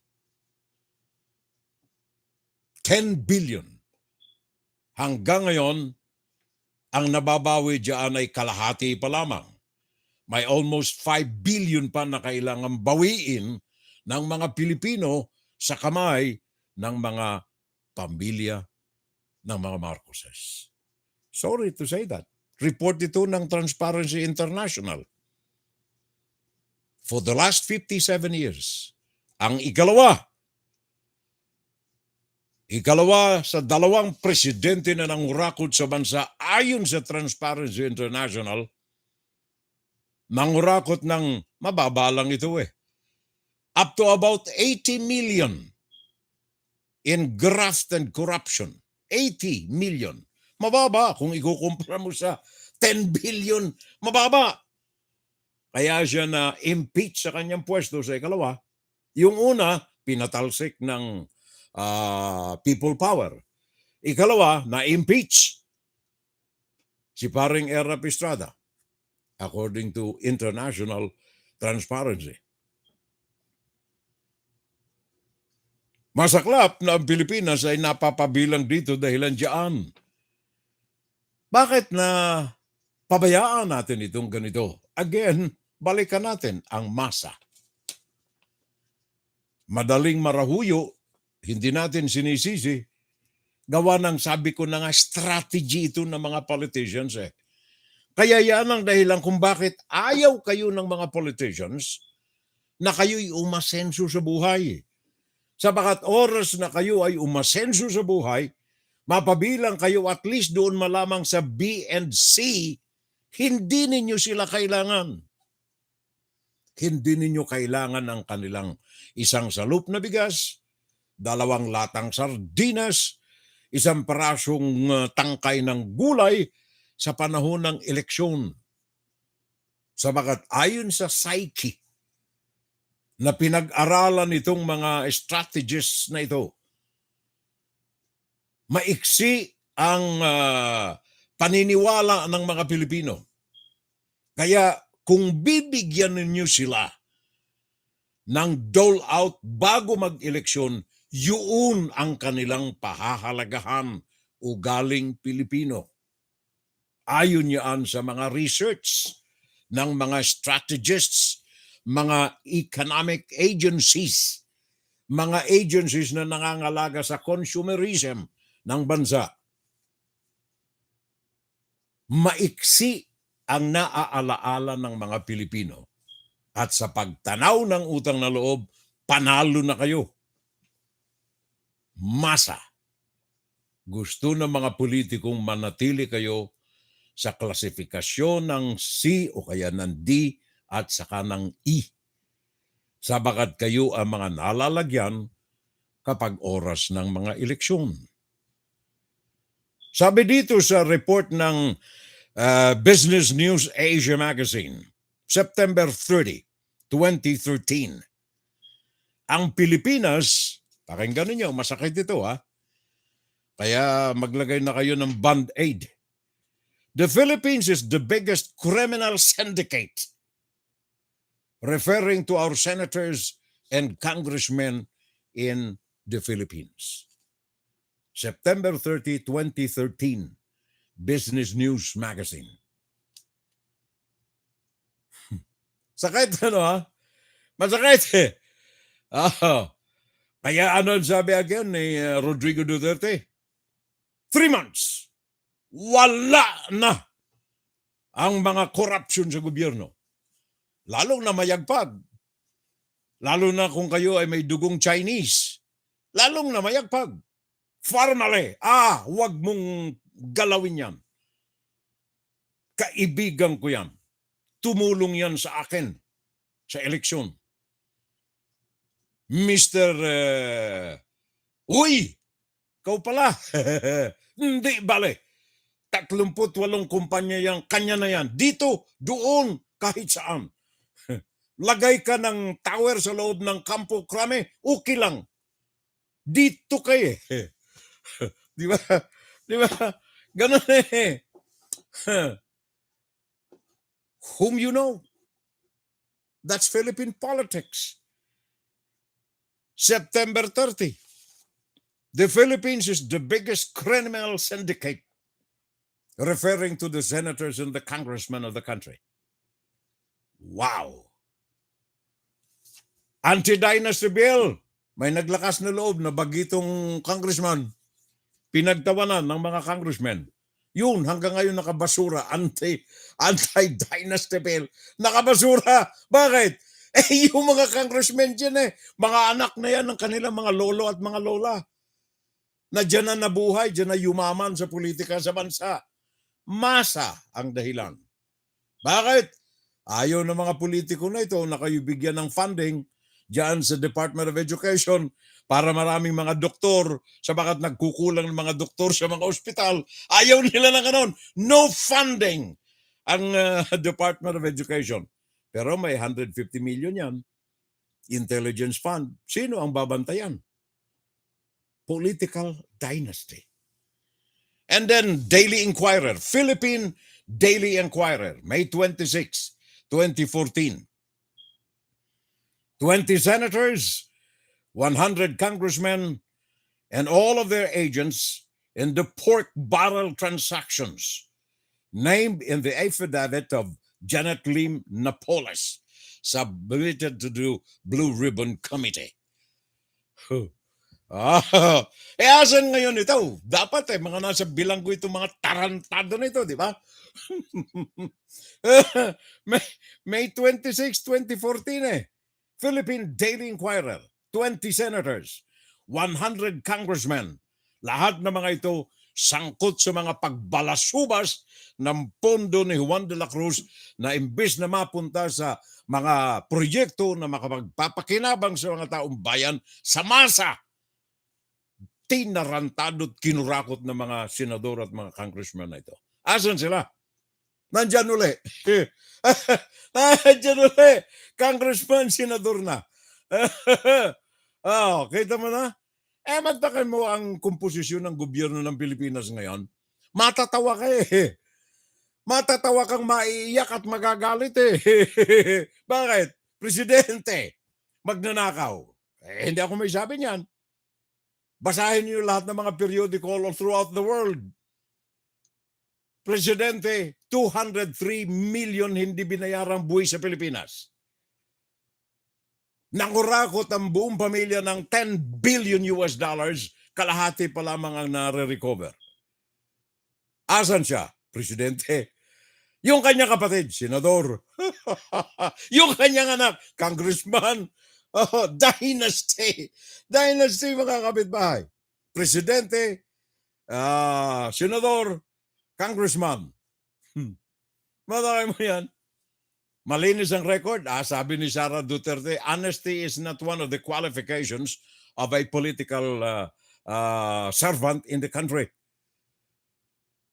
Sara Duterte yan, Vice Presidente yan. Vice Presidente, Presidente, tapos na. Presidente, kaso ng mga pamilya. Rebranding ng Cambridge Analytica. Kaya maganda na. Naandyan siya, Presidente. Kapatid, senador, anak kay congressman. Vice Presidente. Siya yung nambugbog doon sa huwes, sa kanilang lugar. Siya nambugbog ron eh. Siya ang humihingi ng intelligence fund sa mga ahensya na kanyang inuupuan na hindi naman kailangan. Sapagat meron tayo mga intelligence agencies, and aside from that, ang mga tanggapan na itong mga intelligence funds ay nakadistribute sa iba't ibang sangay. Balak niya maging presidente. Watch out, next year, next elections, presidential, may plano na yan eh. May plano na eh. Dynastism na eh. Ngayon, usapan nila, kaya nagpaubaya, nagparaya si Sara Duterte maging vice presidente. Remember, she wants also to be the president of the republic. Usap yung dalawa. Ako na muna. Mas matanda ako sa iyo eh, sabi ni Bong. Ako na muna eh. Mag-busy ka muna para mahinog ang pwesto mo riyan. Next election, 6 years after, ikaw naman na magpipresidente, ang aking anak naman ang kakandidatong vice presidente. Di ba? Yun na yan eh. Yun na yan eh. May plano na yan for the next century. Kaya tingnan na lamang ninyo mga kapitbahay. 2020 national budget. Deficit ng bansa, 1.37 trillion. 2020 yan. Panahon ni Mr. Rodrigo Duterte. 2021, another deficit, 1.67 trillion. Ano ang ibig sabihin ng deficit? Ito po yung inaasahang kita ng isang bansa. Ikukumpara mo doon sa, kung ang deficit is referring to your financial stability ng bansa, ikukumpara mo doon sa kanyang utang. O kaya budget. Palagay natin budget. Utang o kaya budget. Ang utang ng Pilipinas, etong reference ko rito sa budget deficit na ito ay utang ng Pilipinas. So yung pera ng Pilipinas na kikitain niya ay ganito kalaki. Ang utang niya ganito kalaki. Dito sa instances na ito, budget deficit, ibig sabihin, yung kita ng Pilipinas ay kulang sa pambayad sa utang ng 1.37 trillion. Sa madalit sabi, ikumpara natin sa inyo na mga taong bayan, masa, kayo at ang inyong mga anak, hindi pa pinanganganak, may babayaran ng utang. Noong 2020 ay 1.37 trillion, noong 2021, 1.67 trillion. Ngayon, 2022, matindi, 5.2 trillion ang deficit na iniwanan ni Mr. Duterte kay Marcos. Sa ngayon, si Mr. Marcos gusto niyang mangutang. 13.2 trillion ang utang ng Pilipinas ngayon. Nais dagdagan ni Mr. Marcos an additional of 1.27 trillion na deficit sa kanyang kasalukuyang utang na at budget ng Pilipinas na nais mairagdag dito. Kaya yung mga mamamayan natin dyan, mga Pilipino, hindi pa man kayo kumakain, may utang na kayo, 112,600 sa bawat Pilipino. 112,600 ang utang ng bawat Pilipino na hindi na nga kumakain ng 3 beses maghapon. Tingnan ninyo itong pahayag mismo ni Ombudsman. Ombudsman. Anong pangalan ni Mr. Ombudsman? Yung pinakang top guy ng Ombudsman, Samuel Martires. Samuel Martires. Tama ba ang bigkas ko riyan? Martires. Samuel Martires. Ano ang sinabi niya nitong nakalipas na ilang araw lamang? Masaklap, ha? Sabi niya, kahit nabigyan mo kami ng budget diyan sa Ombudsman ng 100 billion or 100 trillion pesos, hindi namin masosolve ang korupsyon mismo. Maltakan mo yan, of all the offices in the world, Ombudsman mismong sa loob ng kanilang tanggapan ang korupsyon nangyayari. Pakinggan ninyo ito para maniwala kayo ng gusto eh. Pakinggan ninyo mismo ang tinig ni Ombudsman Tapman Samuel Martires. Pakinggan natin. Sa pananaw ko, sufisyente yung pondo ng Ombudsman. Pero kung sa paglaban sa korupsyon, ay hindi talaga kakayanin to kahit bigyan nyo kami ng 100 billion piso ay hindi namin kakayanan labanan ng korupsyon. I must admit to you, Your Honor, this is not to destroy the office of the Ombudsman, but we ourselves are fighting corruption within the office. Hindi ko ipagkakaila yon. Kami mismo, mga katabi ko rito, we are fighting corruption within the office. So hindi namin pwedeng sabihin na yung ahensya ng gobyerno yung corrupt. Dahil kami mismo may problema sa korupsyon. May mga empleyado rin po kaming corrupt. Ang problema lang po ay hindi namin sila mahanapan ng konkretong ebidensya. Ginawa ko na lahat ang paraan, pero napakagagaling. Hindi ho gumagamit ng cellphone. Hindi ho gumagamit lang landline. Nakikipagkita sa mga restaurant, sa isang Chinese restaurant na sikat along EDSA. Hindi naman ho namin matap yung usapan dahil ayaw kaming payagan ng chief ng security. Marami ho. I mean, that's why I'm saying kahit 100 bilyon ang ibigay ninyo sa amin, hindi ho namin kakayanin na labanan ang korupsyon. Sufficient ho. The programs that were undertaken right now, the budget is sufficient. There is just one program which the Ombudsman has forgotten for the past 30 years or more, and that is to address the causes of inefficiency and red tape. Nakita ninyo, red tape and efficiency because of corruption. Style yan eh. May kaso ka, nakarating sa Ombudsman. Nilagyan mo yung opisyal na humahawak ng kaso mo. Isa sa ilalim yan sa mga files. So patay ka na, hindi pa nasisimulang pakinggan ng iyong kaso. Ganyaan ang modus operandi. Diyan sa Ombudsman. Masaklap, kapitbahay. Mantakan mo ha. Mantakan mo. Security guard. Isang security guard diyan sa tanggapan ng gobyerno. 250 million bank deposit. Security guard yan ha.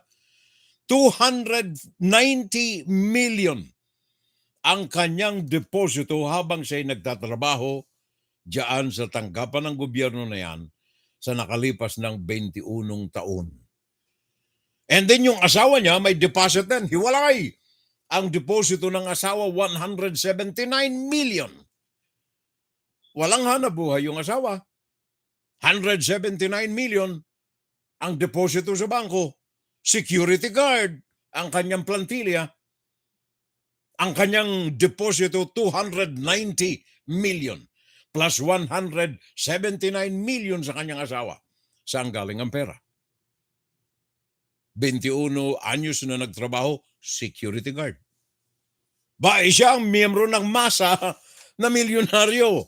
Siya ang miyembro ng masa na milyonaryo. Makikita lamang ninyo ang takbo ng korupsyon sa gobyerno, mga kababayan. Kung maging yung mga magkakapartido nag-aaway-away, gulangan limpak na pera ang pinag-uusapan riyan Di ba kahit sa pamilya, namatay si nanay, si tatay, may pinamanang milyon-milyon sa kanyang mga anak. Lalo kung hindi maliwanag, walang will na iniwanan, nag-aaway-away yung mga anak. Meron dyan nagpapatayan pa ito'y politika, ito lamang hindi pamilya.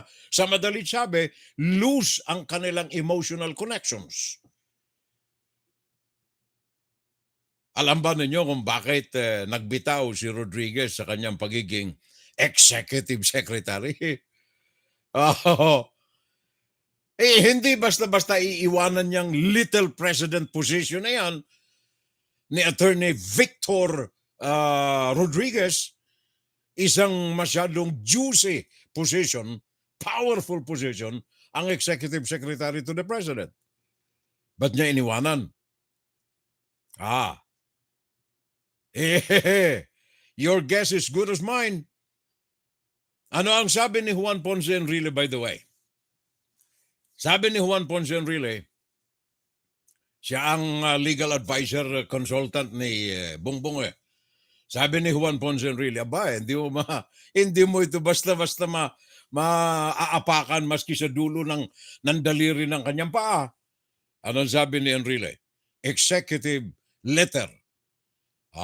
Confidential kay President Bongbong Marcos. Sabi ni Enrile, masyadong makapangyarihan ang pinagkakaloob mo diyan sa tanggapan ng executive secretary. Baka malamangan ka na riyan. Yun ang sustansya ng kalatas Hindi ganyan ang pagkakasulat, pero ganyan ang sustansya. Sabi niya, granting additional authority. Ito ay anticipated letter na ito, second letter niya ito. Gawa ng si Enrile, ito'y maidiretso na natin. Nagbubungguan ito, pareho itong alalay ni Marcos, pero nagbubungguan niyaan. Hindi sila magkatinginan ni Victor Rodriguez. Juan Ponce Enrile. Parehong mga alalay, mga sundalo ni Bongbong Marcos. Noong nakaposisyon si Rodriguez sa executive secretary, minaman-manan na ito ni Juan Ponce Enrile. Lalo na nung magkaroon ng bulilyaso doon sa sugar importation na yan. Nagkaroon ng bulilyaso Ang isinisisi ngayon ni Enrile, kasalanan ito ni Rodriguez. Gawa ng nag-aakto na siyang little president talaga Hindi siya little president na kundi parang siya na ang big president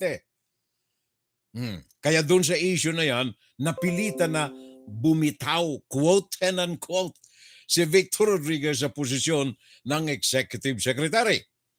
Now, even prior to the resignation, nakakaamoy na si Enrile na kung maalis sa executive secretary position si Rodriguez, hindi mawawala ito sa sirkulo di amarillo ni Bongbong Marcos.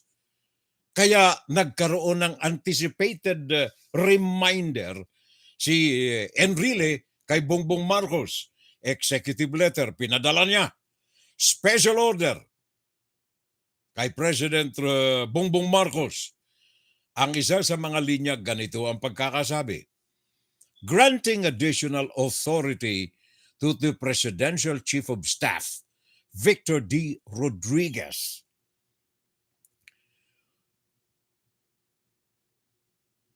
Ano pang nakalagay? There is no need to create the position of the Presidential Chief of Staff, much less grant it so much power. Yun ang kanyang mga babala kay President Bongbong Marcos.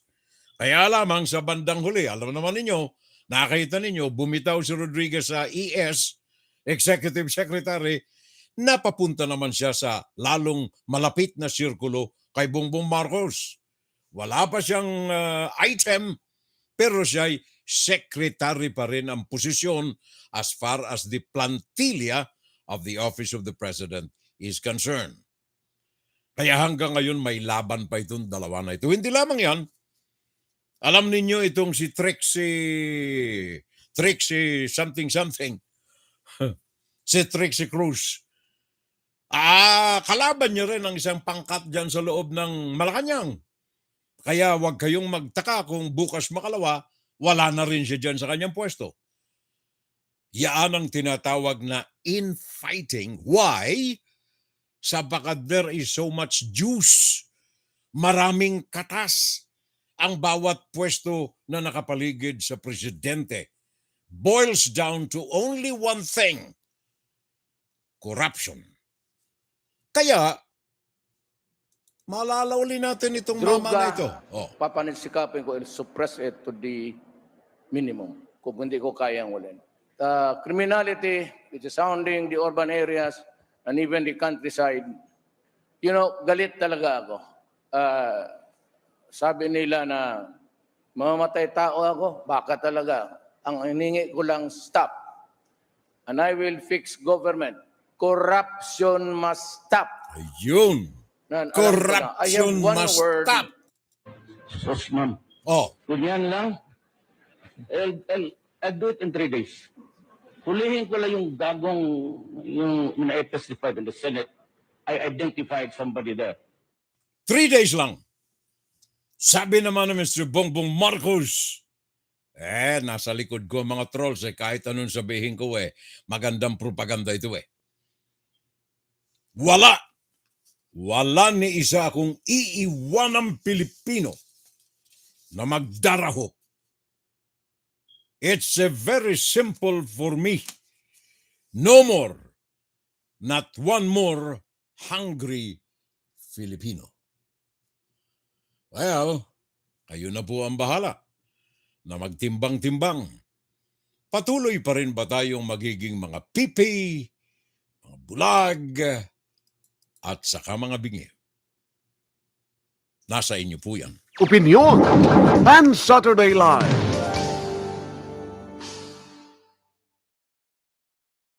Sana ay hindi po ninyo makaligtaan mga kababayan ng ating Inside, Kuro-Kuro, Opinion and Saturday Live.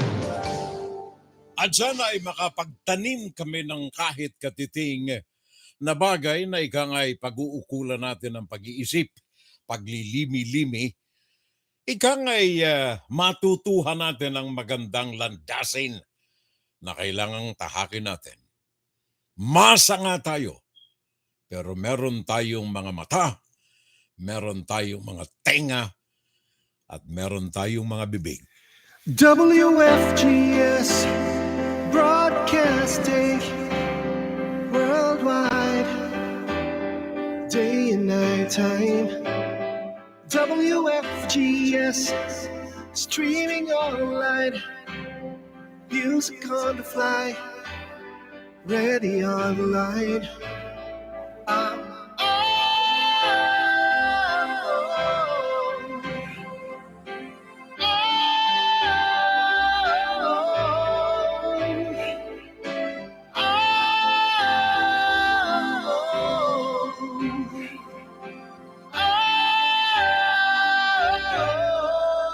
Listen to the top songs of great performers now streaming on w.fgr.ph. FGS. Well, mga kapitbahay, alas 12 na po ng ating Cape Philippine Standard Time. Alas 12 na rin ng tanghali dito sa amin, Eastern Standard Time sa USA. Kumusta na lamang tayo, pare ko eh? Jess Guevara. Thank you sa alalay sa atin, paring Jess. Maraming salamat. Susan Garrido Tanaka. Thank you, Susan. I appreciate the audience. Thank you. Maraming salamat. Medel Fetal Corin Fabro, mga sakim sa pera, biruin mo Office of the President, ang haba nito Office of the President, 9.3 billion plus 1.2.15 billion sa Department of Agriculture. Bao nga pala, no?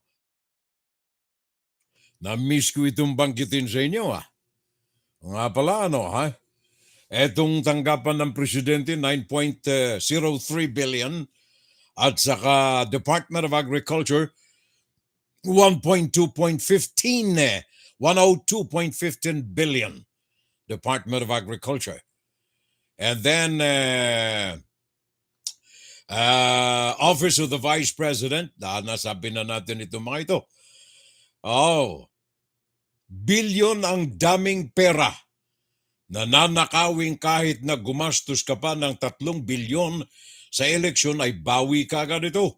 Sa loob lamang ng ilang buwan, kawawa si Juan de la Cruz. Sabi ito ni Medel Fetal Corin Fabro. Thank you. Maraming salamat, Mariko. Junior Dal, DepEd overpriced na laptop, part 2. Ang nangyayari, baka recycle na naman ang ibigay. Maraming mga nabudol-budol ang salitang yaan ni Digong, kaya palakpakan na lamang ng mga tabugo. Sabi ni Junior Dal. John David, thank you very much, John. Bonifacio Año Nuevo, mantakin mo. Isipin mo ang pahayag ng SWS. Ang rating daw ng nakaraang Panguluhan ay 81 plus at excellent grade. Pwedeng pwede sigurong excellent ng mga tiwaling mga gobyernong manggagawa at mga opisyal hinggil sa family, sa PhilHealth, sa BOC, pastillas at maraming iba pa. Excellent legacy. Sabi yan ni pare nating Bonifacio Año Nuevo. Alfred Ginto, I am watching. Willie Biasca, the same. Parikoy, Mamumun, nandyan din. Rolly Montalban, Lilico Pascua. Nandyan din itong mga kaibigan natin from Japan, si Lilico Pascua. Joe Villaroya, I'm watching. Thank you very much, Joe. Maraming salamat. At saka si paring Boney, sabi niya again, sa aking pananaw ay napakalaki ng deficit ng bansa. Sabagat kabi-kabila ang mga importasyon ng gobyerno, pati na ang mga galunggong, mga sibuyas, at asukal, at maraming iba pa. Correct ka riyan, pare ko. In-report na samantalang kukunti na lamang ang ating ini-export. Surplus against deficit. Sabi ni pareng Bonifacio Año Nuevo. Angie Kiambao, thank you, Angie. Maraming salamat. Sabi niya, blessed evening po sa lahat. At sa iyo, Furel. Sabi ni Angie Kiambao. Thank you, Angie. Maraming salamat. Pakinggan si Firel Salvo tuwing Sabado dito sa FGS Web Radio para sa mga Pilipino. Meron nga pala tayong paalala sa inyo. Ito ay public service natin. Galing ito sa Social Security System. Pakinggan natin. Public service. Galing ito sa Social Security. Paalaala po lamang ito sa lahat ng mga kababayan natin. Huwag daw kayong mapagkakatiwala. Kailangan kung may mga transactions kayo sa Social Security System. Ito'y in-email sa akin galing sa kanila, Republic of the Philippines, naka-email sa akin. Mahal kong mga miyembro ng SSS, sabi rito. Ito po yung email sa akin. Tingnan ninyo maigi. Paalaala ito, ang my .sss account ay parang sarili mong bahay kung saan ay nakatago ang mga mahalaga mong mga dokumento at mga personal na mga records. Kaya huwag ipagkatiwala ang inyong my.sss account sa mga fixers. Sa madaling sabi, kung meron kayong transaction sa SSS, kayo mismo ang lumakad. Huwag makipag-transaksyon sa mga taong nag-aalok sa inyo ng ayusin ang inyong my SSS account. Kayo po mismo ang kailangang umareglo para maiwasan ang personal na pagnanakaw ng inyong mga data. Sabi dito, makipag-ugnayan na lamang sa mga sumusunod na mga offices ng SSS. Ang kanilang mga channel sa Facebook ay SSSPH, sa Twitter ay PHLSSS, sa YouTube My SSSPH, at sa Viber My SSSPH updates. Yun ang mga websites. Ngayon, kung nais ninyong mas maliwanag, pasyalan po ninyo ang tanggapan o kaya website mismo ng Social Security System. Doon ninyo makikita ang lahat ng mga impormasyon na ito na aming binabanggit. Kailan medyo maiksi na ang oras natin, doon na lamang ho kayo. Ano ha? Now, dito sa amin sa Amerika, panawagan din ito on Wednesday, October 5, alas 6:30 ng gabi. Galing ito sa Philippine Consulate Office, Philippine Center sa Kalayaan. Merong affair, ito'y Pinay Power, How to Flourish in the Financial Industry, a panel discussion featuring Charina, Amunatige, and then Aliza Trinidad. Ito'y mga panelists ang mga ito.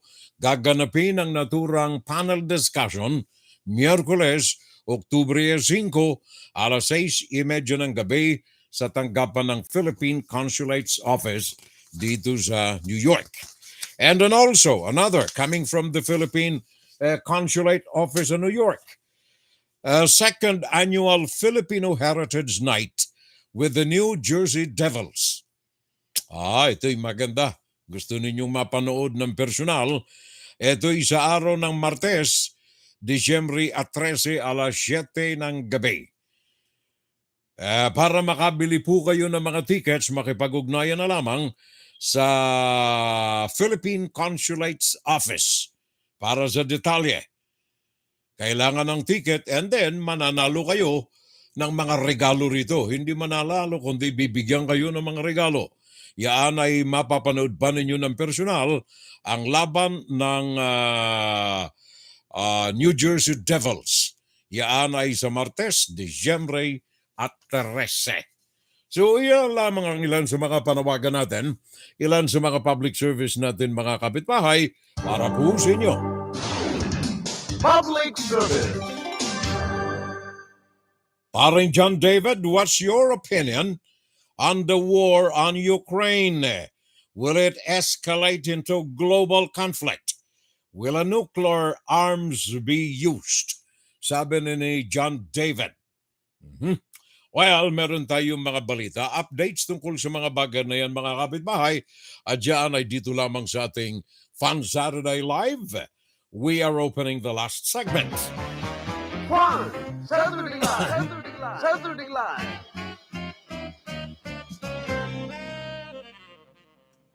Thank you. Maraming salamat paring Edwin Eusebio. Sana kaya si Edwin ngayon. Hindi ko alam kung sana. Dati DWIC ito eh. Ngayon, I don't know kung sana. Well, sa Ukraine, kagaya ng katanungan nitong kaibigan natin, ano ang ating opinion? Unahin siguro natin paring John David, kung ano ang mga latest ng mga nangyayari. And from there, makikita natin kung ano saan patungo ang takbo ng gera diyan sa Ukraine. Si Putin ay nagdeklara na ang 4 na area sa loob ng Ukraine ay bahagi na ng Russia. Ito ay sa isang bogus na referendum. Nakatutok ang baril ng mga Russian soldiers para sa mga pagbuto ng mga tao. President Putin ini-announce ang illegal na seizure ng 4 na mga area sa Ukraine at ang mga ito ay ayon kay Putin, teritoryo na ng Russia. Sa isang galit na talumpati, dineklara nito ni Putin na itong mga areas na ito sa ilalim ng isang matiwasay na referendum ay bahagi na ng Russia at ang Amerika ang naghahasik ng lagim dito sa lugar na ito, sabi ni Putin. Government officials say Russian President Vladimir Putin officially annexed 4 occupied regions of Ukraine, totaling 15% of Ukraine's territory, at a formal signing ceremony behind the walls of the Kremlin. Russia stoking fears of even more escalation, warning an attack on the occupied areas would be an attack on Russia. The international community outraged. President Biden calling the Russian referendum a sham, claiming the results were manufactured in Moscow and that the true will of the Ukrainian people is evident on the battlefield. The United States will never recognize Russia's claims on Ukraine's sovereign territory. United Nations Secretary General condemning Russia's actions, saying it has no legal value and must not be accepted.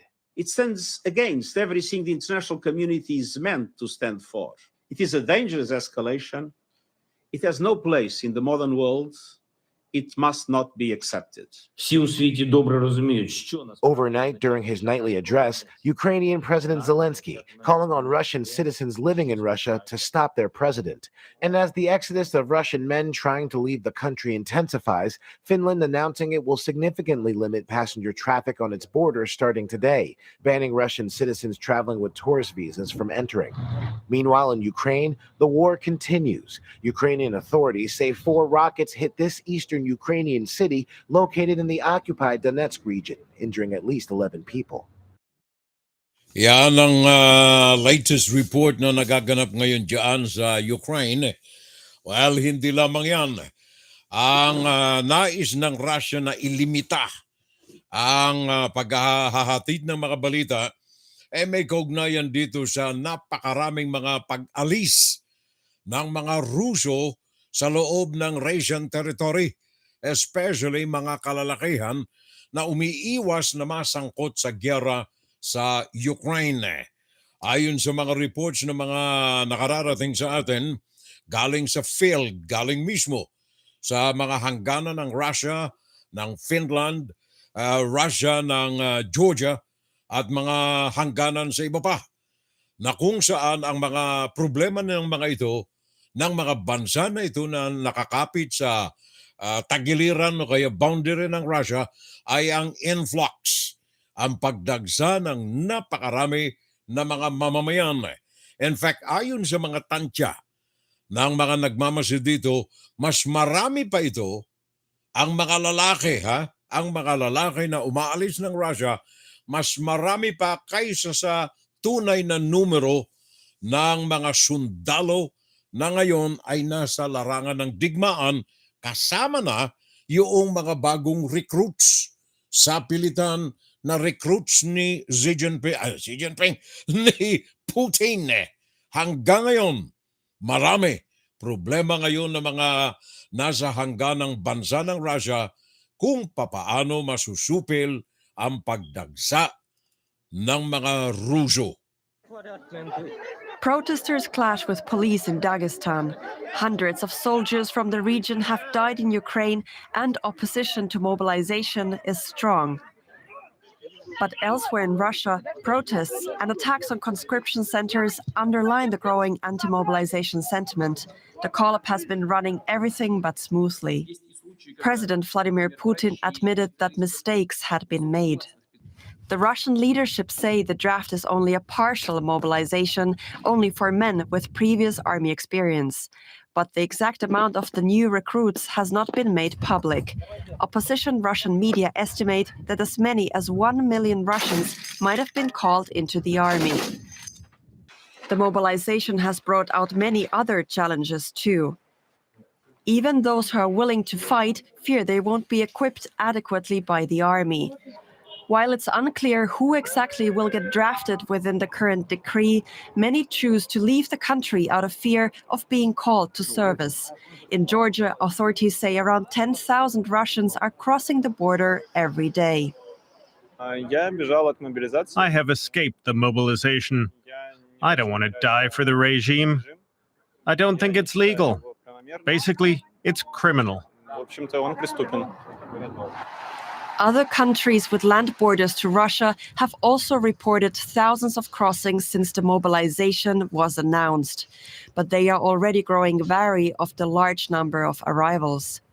EU member state Finland closed the border for Russians with tourist Schengen visas at midnight, making it even more difficult for many to flee mobilization. Thank you very much. Maraming salamat. Direct report ng Polish television mismo dun sa hangganan ng Finland at saka ng Russia. Ito'y katatanggap ko lamang nito mga kababayan today. Ito'y kaninang alas 8:35 ng umaga. The United States on Friday imposed wide-ranging sanctions on Russia over its declared annexation of parts of Ukraine, targeting hundreds of people and companies, including those in Russia's military-industrial complex and lawmakers. Washington acted after Russian President Vladimir Putin on Friday proclaimed the biggest annexation in Europe since World War II, declaring Russia rule over 15% of Ukraine territory occupied by the Russian forces. Guidance from the U.S. Treasury and Commerce Departments warned that anyone outside Russia, including companies that provide political, economic, and material support to Moscow, will face a frightened risk of sanction from the United States and its allies. So yan ang bagong kalatas na tinanggap natin na may kaugnayan po riyan sa patuloy na aggression na isinasagawa ng Russia laban sa Ukraine. Merong karumal-dumal na mga nadiskubre ang mga sundalo ng Ukraine doon sa mga inabandono na mga dating occupied territories ng Ukraine ng mga sundalong Ruso. Mamaya ng konti. Pakinggan si Pirel Salvo tuwing Sabado dito sa FGS Web Radio para sa mga Pilipino. Nais lamang natin munang mabati mga kababayan. Ito'y grabe ito 1,100 bodies natagpuan ng mga sundalong Ukraine doon sa mga posisyon na dati okupado ng Russian soldiers sa loob ng teritoryo ng Ukraine. Mamaya ang detalye po nito. Ooh, wow, happy birthday. Ooh, wow, celebrate. We've been waiting all year to celebrate with you. That day is finally here, and so we sing for you. Ooh, wow, celebrate! Well, mga panghuli na mga birthday celebrants nitong tumalikod na buwan ng Setyembre from Wednesday, September 28, Jinky Flores, belated happy birthday sa kanya. Kay Chon, happy birthday. Boyet Bayatan, happy birthday. Din Singson Bautista, Sonia Bermejo, ang pare nating Raul Estrellado ng New York, at Maria Lourdes Salvo Abanilla, ang aking pamangkin. Nagdiwang sila ng mga kaarawan itong nakalipas na araw ng Miyerkules, Setyembre 28. Huwebes naman, 29. Si Michael Salvo Sinner. Oo nga pala ang aming anak. Ngayon na, kaya nga babanggitin ko ang aking asawa. O kinabahan na naman, baka raw hindi namin mabanggit yung anak namin eh. Webes na ito eh. O kanina yung Miyerkules, ito ngayon Webes. Eto na anak. Araw ng Webes, Michael Salvo Sr., Bel Perez de Tagle, Maricel Torres Vel Perez, Marisa Realizan Agunias, Luz Albarazin, Benedict Agtane, Diane Ann Pracacha, Thea Salvo, pamangking ko rin ito, Michelle Giang Salvo, asawa ng aking pamangkin, and of course, ang anak namin ni Mrs. Maria Hilda Marchwell. Yan, narinig mo na nga. Nagkakandara pa yung asawa ko galing sa taas eh. Nung marinig na yung aking jingle ng birthday. Nagkakandara pa. Narinig naman ninyo yung boses niya. Oh, si baby ah.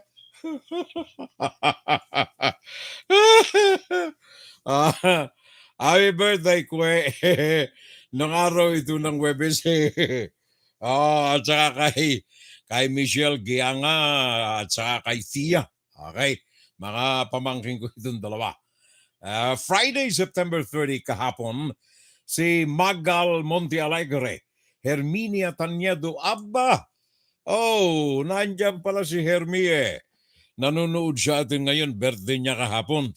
Herminia Tanyedo, si Nita Tolentino Almeda, Shen, John Lee Bitco Salvo, Alvin Salvo Galendez Roque, Shal Salca, Dwight. Ito, pare natin ito nakaalala riyan eh. Dwight Samuel Jared Daza at saka si Merlin Barazona. Ang mga ito ang mga birthday celebrants kahapon Friday. Now today, ito ngayon ang mga Star of the Week. Sila ang mga Stars of the Week. Roger Tesoria at Tesiorna. O, tongue twister pare ko itong apelyido mo eh.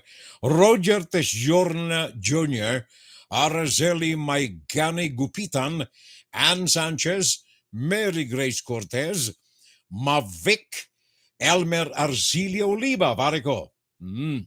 Nakaantabay sa atin ngayon dyan itong pare natin sa Naga. Elmer Arcilia Oliva. And then Sheena Rosales at saka yung classmate namin ni Mrs. Nung kami high school pa, mabait itong kaklase namin, si pareng Romeo Iraula. Happy birthday. Oh, sabi ni Mrs. Pareng Romy, happy birthday daw, classmate. Ito ay ngayong araw na ito ang kanyang kaarawan, Romeo R. Iraula. Napakabait nitong pare namin na ito eh. Napakabait nito eh. And then bukas naman si Camille Agbo. And then of course ang kapistahan namin sa Our Lady of Victories, 105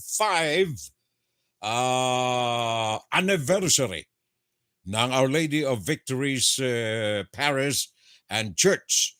Yan ay bukas. And then Anna Dizon, Cora Oliveira, Emerson Arganda Taganas, Romeo Kiambao, parang Romy, John Michael Mundia, at saka si Belen Habere. Yan ay bukas Sunday, kaya magsimba tayo. On Monday naman si Eric Galanido, Marilyn Cafe, si Maan Infante, Teresa Macreyes, Mark Hernandez, Maria Madrazo Balava, at saka si Ricky Salvo. Yan ay sa Lunes. And finally sa Martes, Rande Pursia, Dondon Lanutan Salvo Jr., Ami Carmi Azor, Raymond Agbada II, Josie Kasupang, Rina Isabel Ruero at saka Angelo Maristela. Sila mga birthday celebrants natin sa buong isang linggo from Wednesday until this coming Tuesday. Ooh, wow, happy birthday. Ooh, wow, celebrate. We've been waiting all year to celebrate with you. That day is finally here, and so we sing for you. Ooh, wow, celebrate. At kung kailangan ninyo yung mga cakes, kailangan ninyo ang mga tinapay, kailangan ninyo ang mga pastries, well, nandiyan ang Arminias ng aking pamangkin. Arminia's Cakes, Breads and Pastries may mga sangay. Bali, 4 na ito dyan sa Pampanga. Ang isa'y nasa Plaza Burgos sa Guagua, Pampanga. At nabi lamang ito ng PS Bank. Ang isa'y nasa kahabaan ng Jasa Road sa Kingsborough Building sa San Fernando, Pampanga. At nabi lamang ito ng SNR Pampanga at saka ng Ford Pampanga. And then ang ikatlo ay nasa Angeles City, Balibago, Pampanga. Yan ay katabi lamang ng 7-Eleven at saka ng Johnson Mart. And finally, ang kanilang bagong sangay ay naandyan naman sa Santo Rosario, Santo Domingo sa Angeles City. Bubukas lamang nitong nakalipas na Setyembre 8. Bukas ng alas 9 ng umaga hanggang alas 7 ng gabi. Ito'y katapat lamang ng Super 8 at katabi lamang ng Metro Bank. Yan ang Arminia's Cakes, Breads, and of course, ang pastries. Pakinggan si Pirel Salvo tuwing Sabado dito sa FBS Web Radio para sa mga Pilipino. At saka wag nating kaligtaan, kung kayo ay mahilig na mag-shopping online, wag lamang kaligtaan natin ang easyshoppingbargains.com. Ulitin natin, easyshoppingbargains.com. Isang salita lamang yun. www.easyshoppingbargains.com with S. Bargains.com. Lahat na ng klase ng gusto ninyong bilhin, iyan ay iba't ibang mga factory outlet stores sa easyshoppingbargains.com. Well, of course, kung nais din ninyo na magkaroon ng puhunan at tahanan, alinmang areas dyan sa Metro Manila o kaya sa Luzon, sa Visayas, Mindanao, mga luxury condominiums na abot kaya ng ating bulsa. Starting from 10,000 a month, meron na kayong luxury condominium. For details, makipag-ugnayan lamang kayo. Just send me a message para sa mga luxury condominiums dyan sa Metro Manila especially. Baka gusto niyo yung nandoon sa definition. Makakita kayo ng gondola dyan sa Venice, Philippine style. Makipag-ugnayan lamang sa akin. Puso ko sa bayan ko. Mirna Guillermo, sabi niya, thank you for fun Saturday. To be prayed for and to pray for others is no small thing when we serve the great and powerful God. Maganda. Tago sa puso ko ito, Mira. Magaling pagkakasalita mo rito, Maring Mirna Guillermo. Kaya ito'y pinagpapala ng Diyos. Neng. Si Mirna, katabi niya. Katabi niya si Donald Trump. Mar-a-Lago. Mirna Guillermo. Mir! Okay ka lang, aba? Naandyan nga pala sa Chicago ito ngayon Nag-long driving siya. 8 hours nung isang araw. Sabi niya, Furel, nasa kotse na ako. Going to my condominium in Chicago. Maya-maya, after ilang oras, Furel, I'm halfway to Chicago to visit my condominium. Ilang oras ulit, Furel, I'm here now in my apartment, relaxing in my condominium in Chicago. I traveled 8 hours. Ginagawa ko marites nitong mari ko si Maring Mirna Guillermo. Okay. Rolando Eduardo, dear Furel, I'm watching here in Camaligan, Camarines Sur. Diyos mabalos, pare ko'y. Maray na banggi. Rolando Eduardo, Rolly Eduardo. Alin ang unang pangalan dito, pare ko'y? Rolando Eduardo. Anyway, pare ko, salamat. Diyos mabalos. Mag-iingat ka sana dyan. Tanganing Permina sa ng gwapo. Eduardo Rolando. Okay. Diyan sa Kamaligan, Camarines Sur. Edgar Ellen Kalengking, I'm still here, Furel. Jimmy Alcano, I'm also here. The comments and the reflections in your section is hidden. I could not see it, sabi ni Mir Guillermo. Okay. John David, what's your opinion on the war in Ukraine? Alam mo pare ko, God can only say what will happen in Ukraine. Pero sa tulong ng mga free world, I think the days of Vladimir Putin is bloody ending. Sabi ng mga British yan, bloody ending. It will be ending very soon.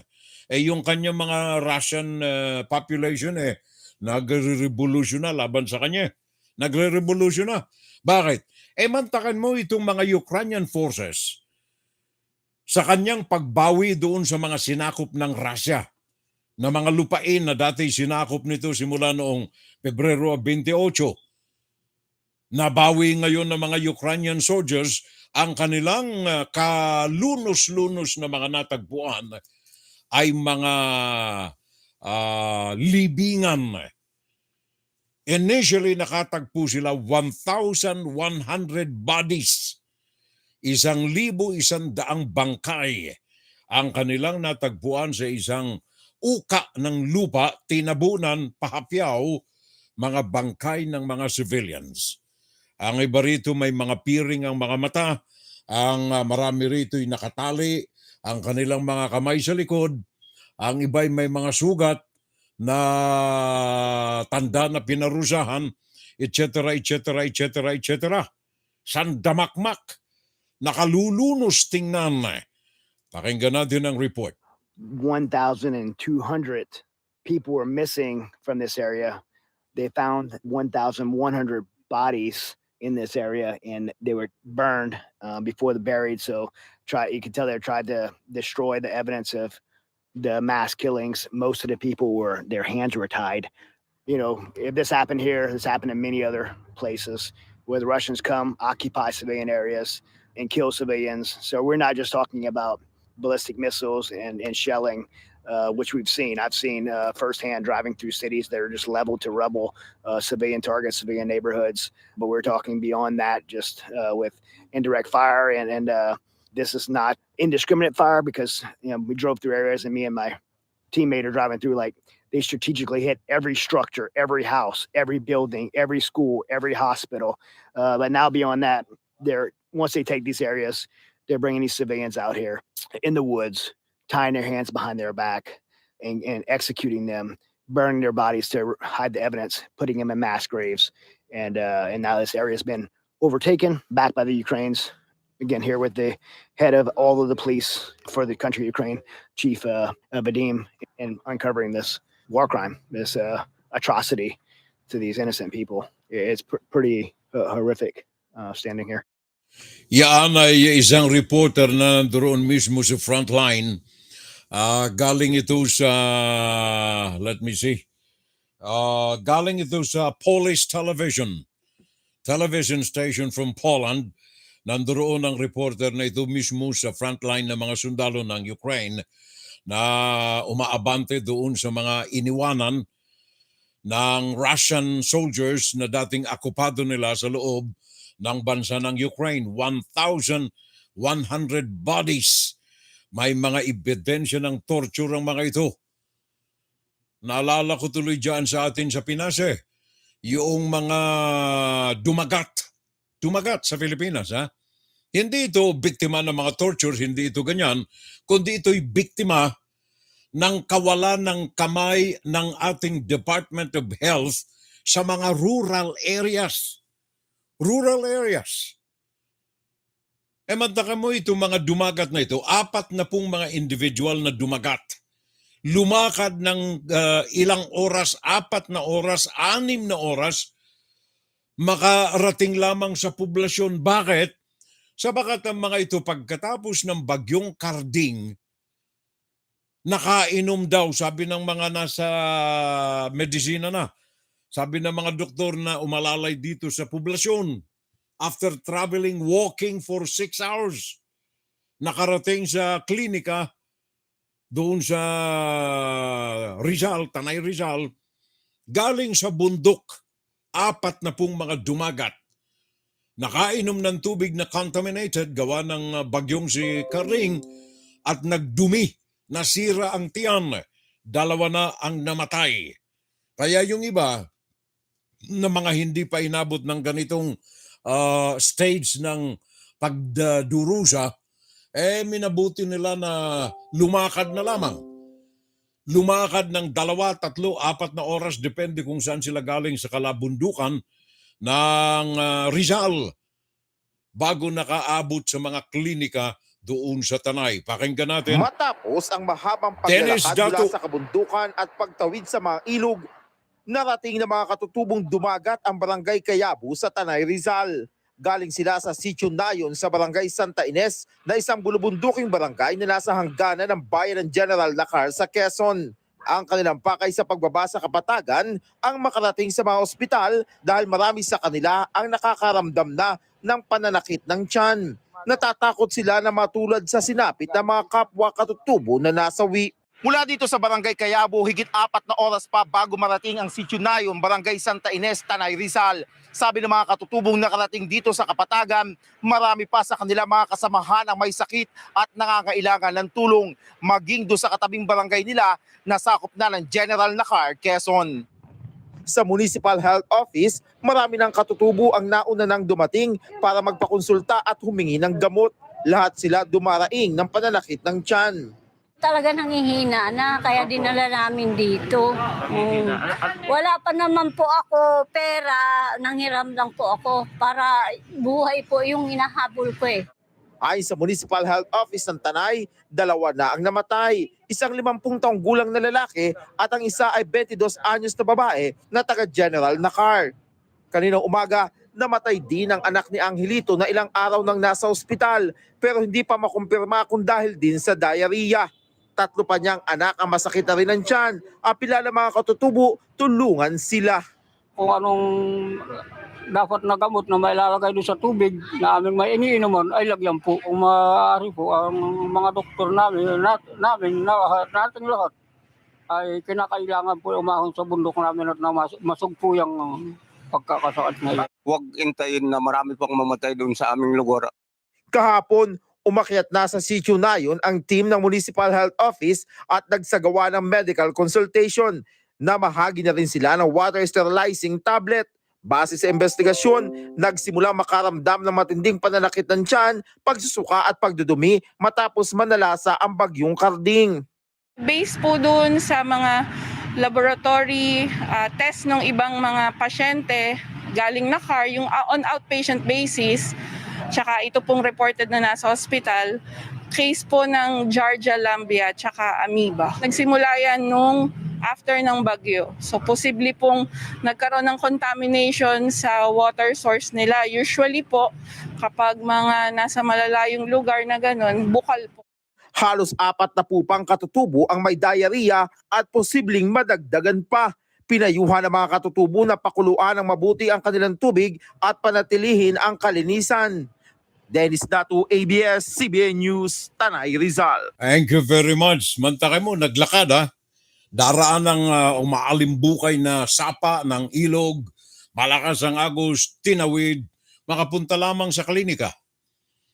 Yun ang sinasabi natin kanina na ikangay taliwas na mga nagaganap dyan sa Pilipinas. Mantakay mo yan ha. 3 oras, 4 na oras, 6 na oras nilakad.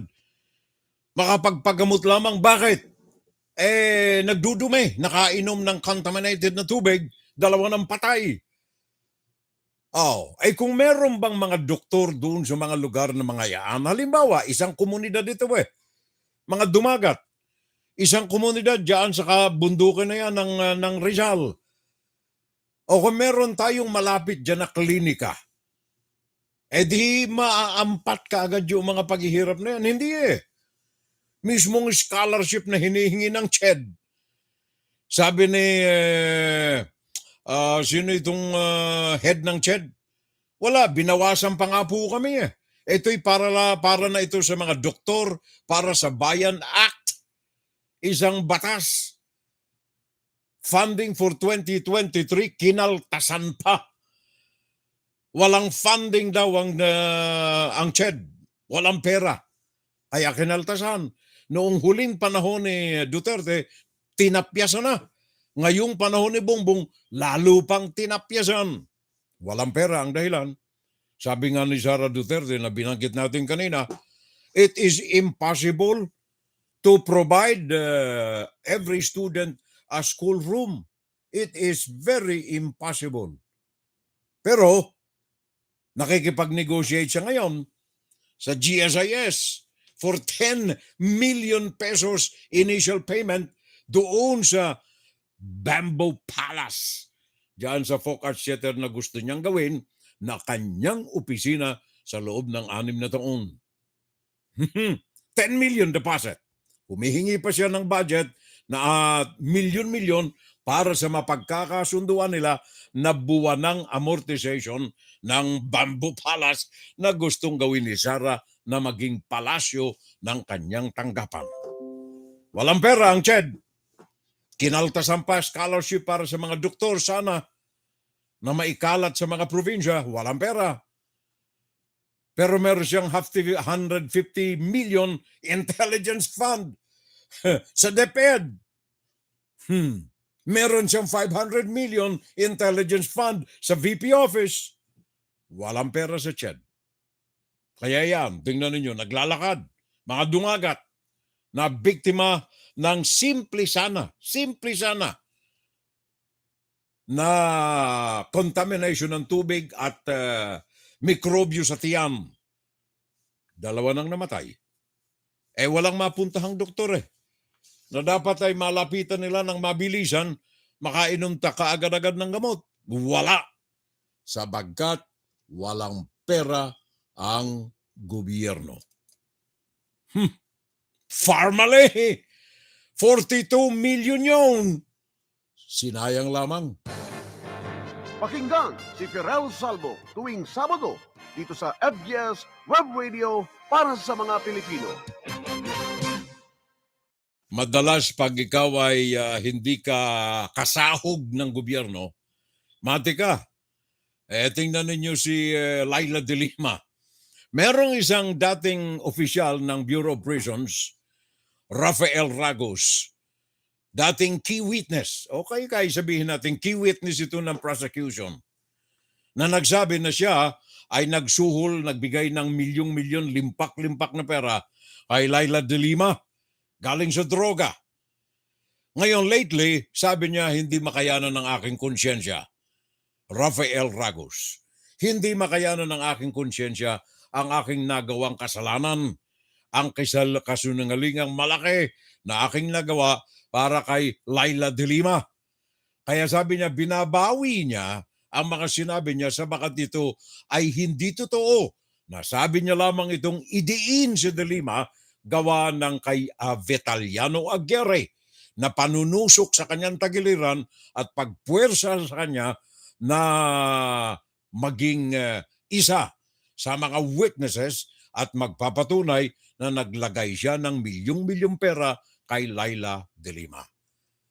Sabi niya, binabawi ko yung sinabi ko.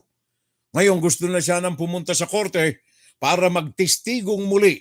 Ipaliwanag niya ang kanyang panig. Kaya lamang yung kanyang mismong prosecution group na kanyang tinulungan noong mga nakalipas na idiin si Laila de Lima, pinigilan siya. Huwag kang pupunta sa korte. Mike Navalio, ABS-CBN, pakinggan natin ang report. Sorpresang dumating sa Muntinlupa Regional Trial Court kanina si dating Bureau of Corrections OIC Rafael Ragos. Kukumpirmahin sana niya ang kanyang sinumpaang salaysay noong Abril na pinasisinungalingan ang kanyang mga paratang laban kay dating Senadora Laila de Lima. Mahalagang testigo para sa prosekusyon si Ragos sa drug case laban kina de Lima at bodyguard niyang si Ronnie Dayan. Una niyang sinabi na inabot niya kay Dayan ang kabuuang 10 milyong pisong halaga ng umano'y drug money sa loob ng bahay ni De Lima sa Parañaque noong Nobyembre at Disyembre 2012. Ito ang ginamit na basehan ng korte noon para hindi ibasura ang kaso. Pero noong Abril, sinabi niyang pinilit lang umano siya ni dating Justice Secretary Vitaliano Aguirre. Kahapon, pinayagan ni Judge Abraham Joseph Alcantara si Ragos na tumistigo. Pero kinagabihan, naghain ng motion for reconsideration ang DOJ prosecutors para tutulan ito. Dahil sa pagtutol ng prosekusyon, hindi natuloy ang pagtistigo ni Ragos. Pero binigyan ng kampo ni De Lima at Dayan ng 5 araw para magkomento sa motion. Kung makukumpirma ni Ragos ang kanyang pag-urong ng mga dating salaysay, inaasahan ng mga abogado ni De Lima na makakapagpiyansa na si De Lima o maibabasura ang kaso. Ang affidavit of recantation ni Deputy Director Ragos ay sinasabi niya ito yung katotohanan. At ang sinasabi niya yung affidavit niya ay na dati at yung kanyang testimonya ay panay kasi puro kasinungalingan. Naghain na rin ang abogado ni Ragos na si Attorney Michael De Castro ng motion para ipabura at tanggalin bilang ebidensya ang mga unang salaysay ni Ragos na ginawa umano ng walang sariling abogado. Pero habang hindi pa tumitistigo sa korte si Ragos, mananatilian niyang may banta sa buhay ng dating opisyal. So for sure, napakalaki ng security concerns niya ngayon. Malaki ang takot ng client ko. Tiwala naman si De Lima sa magiging takbo ng proseso. Mike Navalio, ABS-CBN. ABS-CBN News, Mike Navalio. Thank you, Mike. Maraming salamat.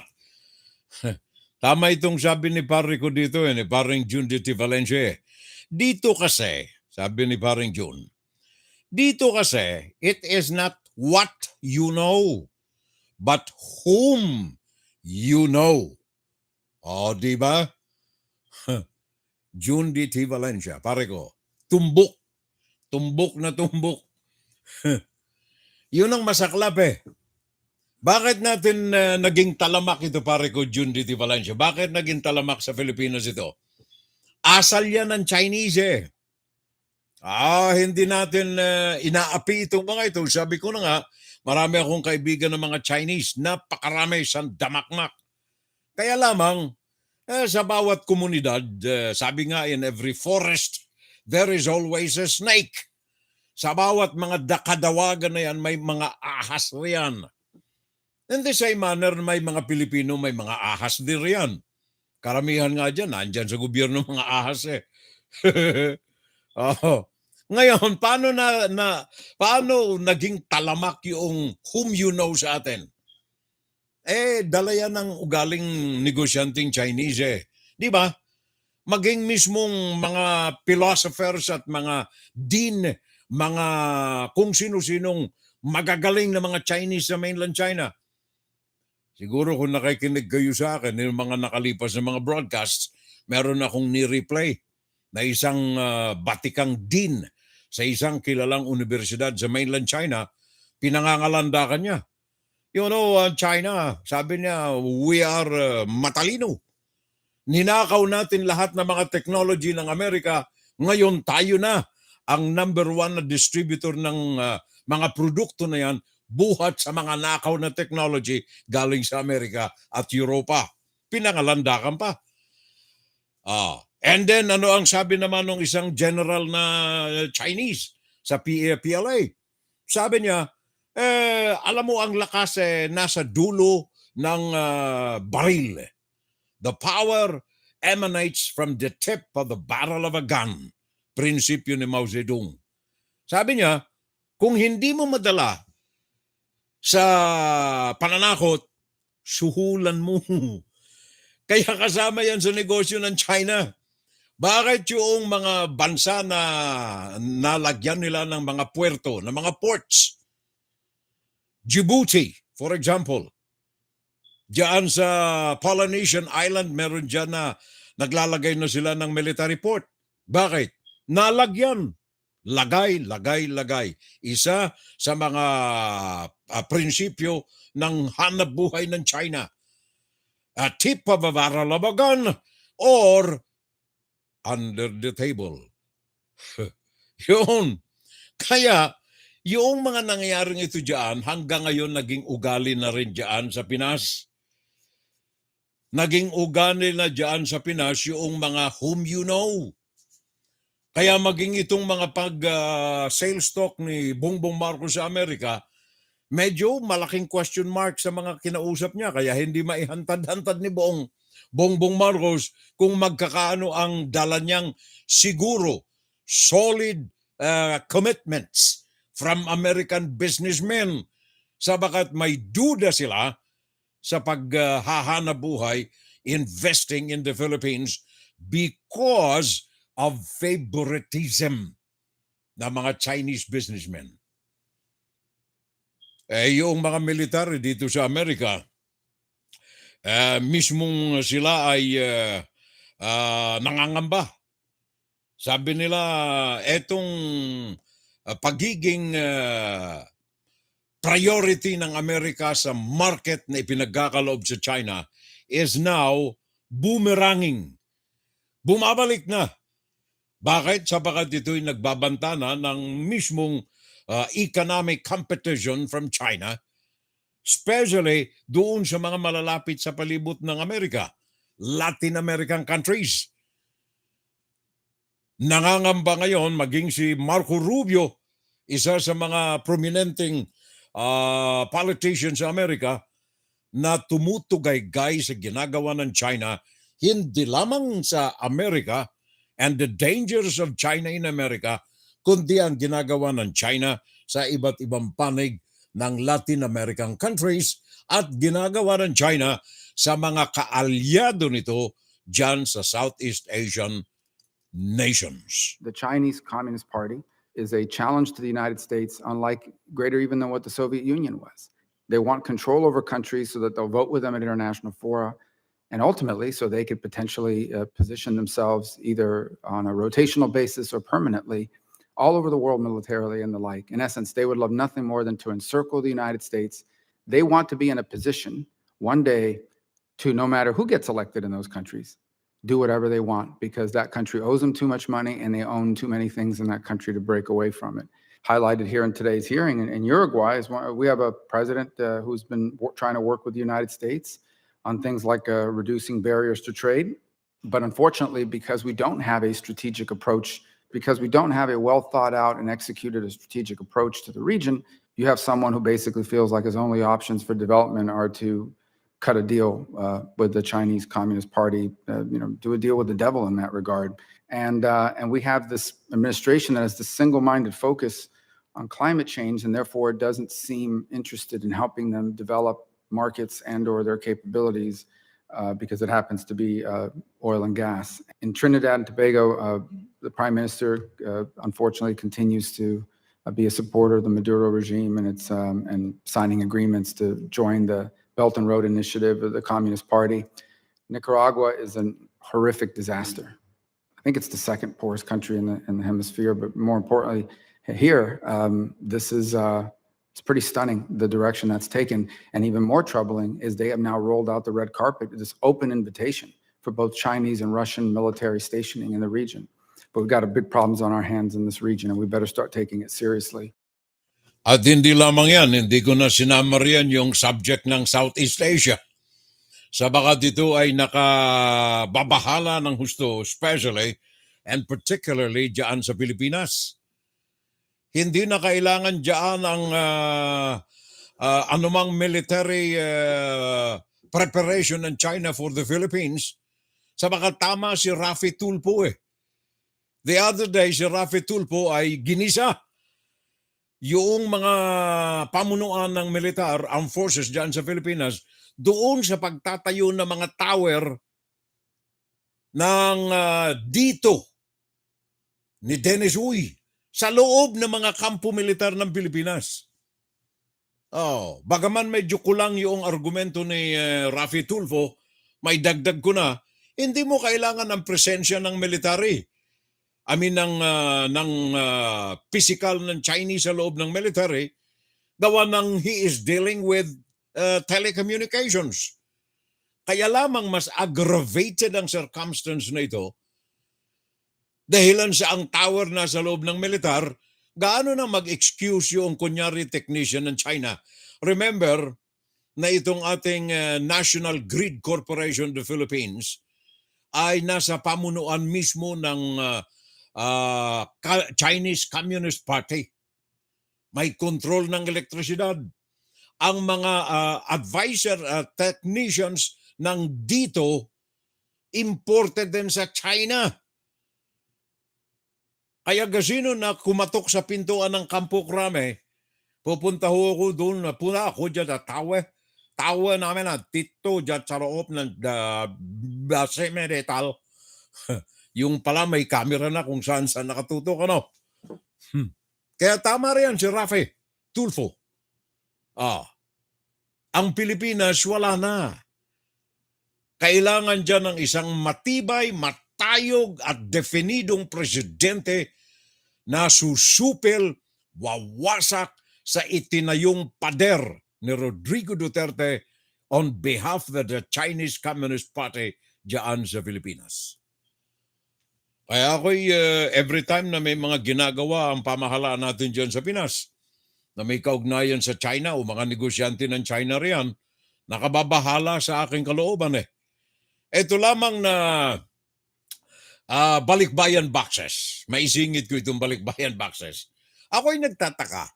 The other day, naibalita natin ito na ang BOC, Bureau of Customs, ay isasakay sa mga truck yung mga balikbayan boxes, dadalhin doon sa mga adresi nito.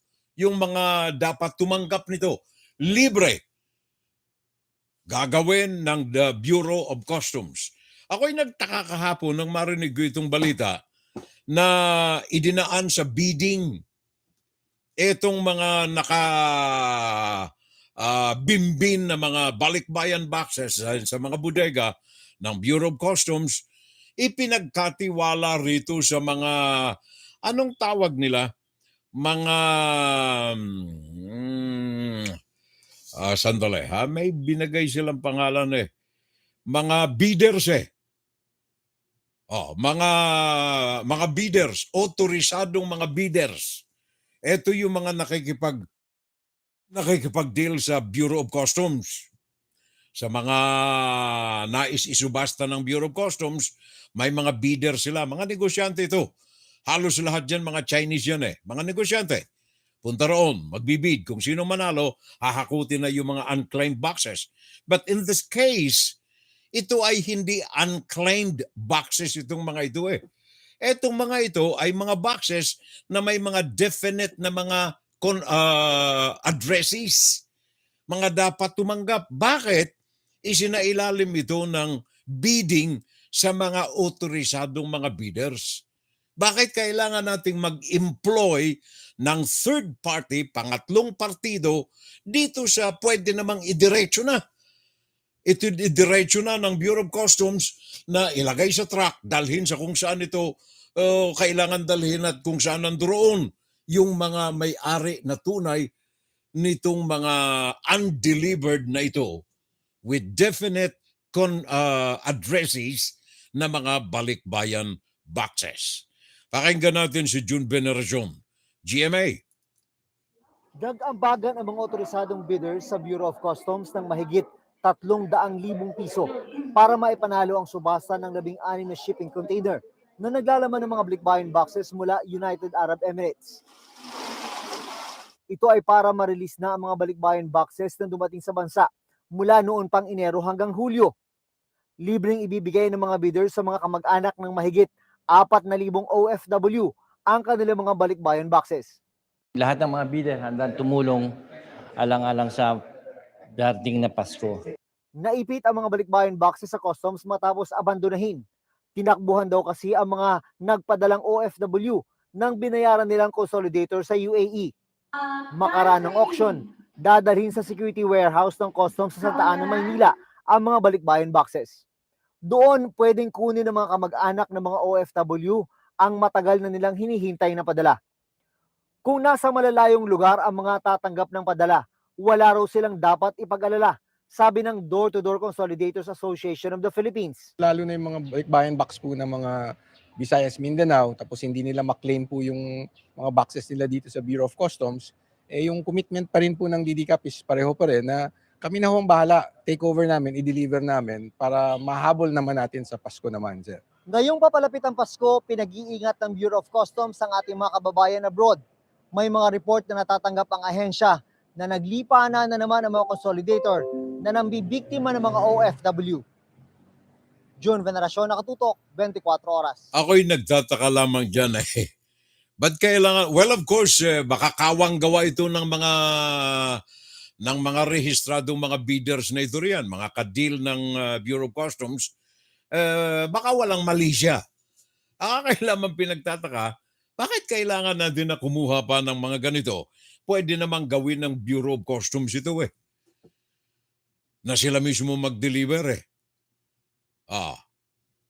Ako'y nagtataka lamang hindi ko lamang maubos maisip kung bakit kailangan na meron pang i-involve na mga bidders para lamang maihatid itong mga balikbayan boxes na ito sa kanilang mga addresses. Nagtataka lamang tayo. Lalo pa kapag ako'y nakakaramdam at nakakarinig ng mga substandard na mga anomalya na mga negosyante dyan sa atin, na mga Chinese particularly, na nagbibenta ng kung ano-anong mga walang kalidad na mga consumer goods o kaya mga materials sa ating mga kawawang mga Pilipino. Mantakay mo kung ang ibenta ay mga bakal na mga substandard. Konting yanig, napuputol yung bakal. Ito yung siyang nangyayari ngayon substandard products. Nakumpiska sa isang warehouse dyan sa Pampanga. Well, hindi na bago ito kung gagawa lamang ng masusing mga pagtrabaho itong ating mga nasa sangay na ito ng gobyerno, hindi lamang ito ang masasakote nila. Lumibot sila sa buong Pilipinas, marami riyan na mga construction materials ang mga nasa substandard quality. Ika nga'y mga kalidad na wala sa tama. Pero ang mga ito'y talamak na naandyan sa merkado sa bansa natin. Pakinggan natin Alexandra Velarde ng UNTV, Angeles City. Meron tayong report. Nasampulan ng Department of Trade and Industry o DTI ang isang warehouse ng mga construction materials sa Angeles, Pampanga. Tapos makitaan na ang kanilang mga itinitindang pipes, equal leg angle bar at low carbon steel pipe ay hindi pasok sa Philippine National Standard. Bukod dito, walang mga product safety marks o import commodity clearance stickers ang mga materyales na isa sa mga requirements na dapat mayroon ng isang produkto. Bunsod nito, sinelyuhan at kinumpiska ng DTI ang mga substandard products. Meron tayong set of standards, yung Philippine National Standards. We have around 87 products na nasa mandatory scheme for compliance. Itong mga produkto na nandito, merong mga standards na kailangan sundin. Pero unfortunately, marami pa rin tayong nakikita sa merkado na hindi sumusunod sa standards. So dapat hindi yan mabenta at dapat hindi mabili ng consumer. As manufacturers at distributors, sana tumigil na tayo ng kaka-produce ng uncertified products or ipasok natin sa certification process ng DTI. Kasi abala sa kanila at loss nila yun dahil kung i-confiscate natin for seizure yan pagka napatunayan. So sisirain yung produkto nila, cost sa kanila. At the same time, pagka naibenta naman sa consumer, yung damage at yung injury na potential na kakaharapin ng consumer, ay syempre hindi yun makakabuti kaya talagang nagbabantay ang DTI. Samantala, hinihikayat ng DTI at BPS sa mga consumers na alamin at hanapin ang product safety markings o di kaya ang import commodity clearance stickers kapag bumibili ng anumang produkto at materyales na nasa ilalim ng BPS Product Certification Scheme. Diyos ang aming sandigan. Serbisyo publiko ang aming pinahalagahan. Alexandra Velarde, humahataw. Kita mo na, hatawin mo na, Mariko. Hatawin mo na. Sabi ni paring John de Valencia, buti na lamang mga sinaunang kahoy ang gamit namin sa bahay Safe na sa earthquake, wag lang na masunog. Lord have mercy on us. Hindi, walang halong biro pare ko. Yung mga sinaunang bahay natin, mga ancestral homes, mga nara yun. Nara na mga kahoy. Ika nga'y abutan man ng sandamakmak na iba't ibang uri ng panahon, buhay at nakatayo pa rin Oh, ganyan tayo pare ko eh. Mr. Jin Huang, welcome to our show.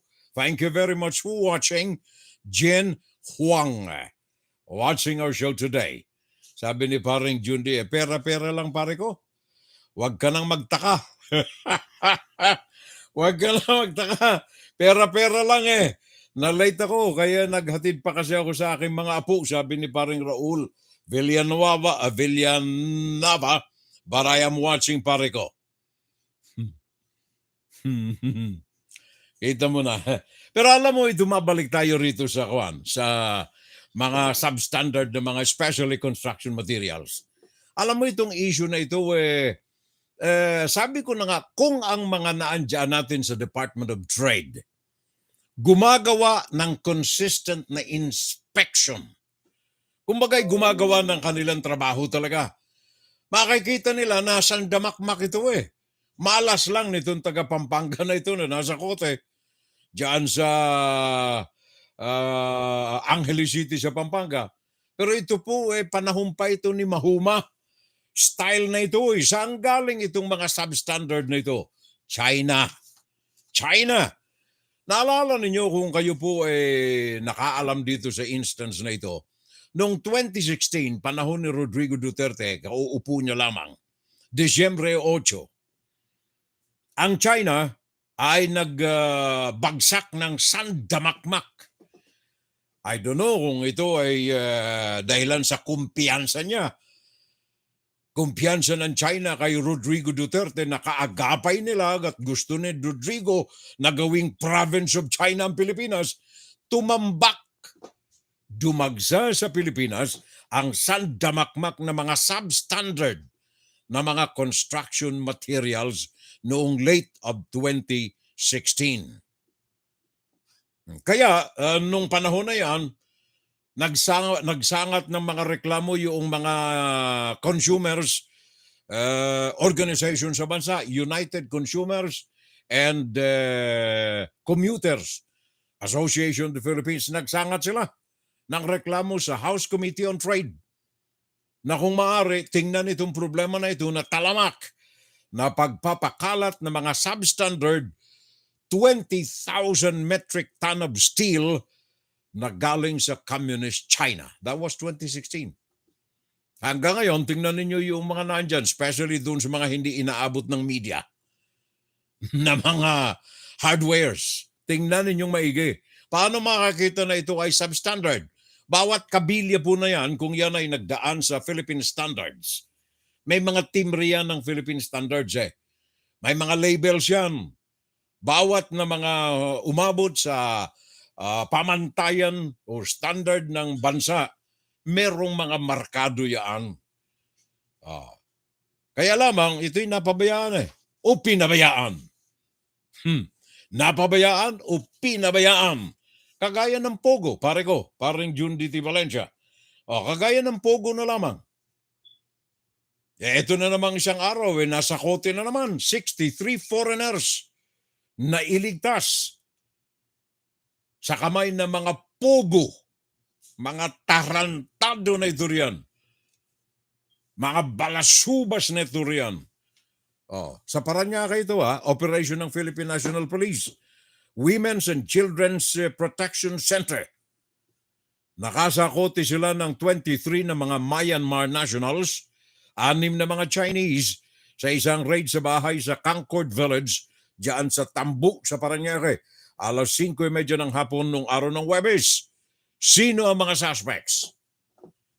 Mga Chinese na naman. Bakit sila nandiyan sa Pilipinas naghahasik ng kriminalidad? Mga untouchable sila na mga miyembro ng POGO. Kita na ninyo? Mga POGO. Pero may mga senador tayo riyan. I don't know kung ano ang kanilang mga personal na motibo. Ayaw nilang buwagin ang POGO. Ayaw nilang buwagin ang POGO, pare ko Devera Mundala Leo de Lope, pare ko, thank you Good morning na lamang, Furel. I'm watching here sa Moriarty sa New Mexico. Pare ko lakwatsa ka ng lakwatsa, pare paring De Vera Mundala Leo de Lope. Ngayon naman, nandyan siya sa Moriarte, New Mexico. Angie Kiambao Asilo. Sabi niya, si Digong may kasalanan ng lahat ng ito. Best friend forever niya kasi ang China. Kaya, ayan, napasukan na tayo ng mga substandard na mga bakal sa atin. At dagsa na rin dyan ang mga Chinese na yan. Ang dami nila. Sila ang mga mayayabang pa rito, wag napag-aari nila ang Pilipinas. Si Digong ang dahilan ng pagdami ng mga ito sa bansa. Mga Chinese, by the way. Jundi T. Valencia, sino ang mga culprits sa mga illegals na POGO na ito? Bureau of Immigration ba o PAGCOR ang magpapapasok o nagpapapasok, nag-a-approve ng BOI? Pareho ito mga ito, pare ko yeah. Unang-una ang PAGCOR. Gawa ng binigyan nila ng pintuan na makapasok ang POGO sa bansa. Well, ikalawa, hindi lahat naman ng mga namasukan sa POGO ay mga lisensyado, kaya otorisado o kaya may permit galing sa PAGCOR. So hindi natin masisisi ang PAGCOR dito sa mga ito sabagat kung baga sa paningin, wala sa radar ng PAGCOR ang mga ito sabagat illegal silang nakapasok. Salamat sa pastillas. Salamat sa pastillas di honor. So yun, pare ko'y, ang sagot riyan eh. Kaya itong mga ito malalakas ang loob eh. Bakit? Gawa ng may remnant pa may tira pa, may alikabok pa na naiwan noong panahon ng 6 na taon na namayagpag ang inyong butihing presidente Rodrigo Duterte. Pakinggan si Pirel Salvo tuwing Sabado dito sa FGS Web Radio para sa mga Pilipino. Kaya tingnan ninyo, maging ang internet natin dyan sa bansa. Internet pare ko yung mga messaging na yan. Alam ba ninyo na sandamakmak ngayon ang mga naglipa ng mga messages dyan sa Pilipinas na nagpapakilalang si ganito, nanalo ka ng ganito, o kaya may chance ka na maging milyonaryo, maglaga ka ng ganito, o kaya bigay mo ang pangalan mo, bigay mo ang address mo, ako nang bahala sa iyo, magiging milyonaryo ka. Messages. Kaya yung kongresyonado riyan ay nagkakanda kumahok na magkaroon ng restriction sa SIMs, sa mga card na ginagamit ng mga ito. Gawa na kapag ikaw ay bumili ng SIM card sa mga tindahan, hindi alam kung sino ang bumili nito at hindi alam kung saan gagamitin ang mga ito.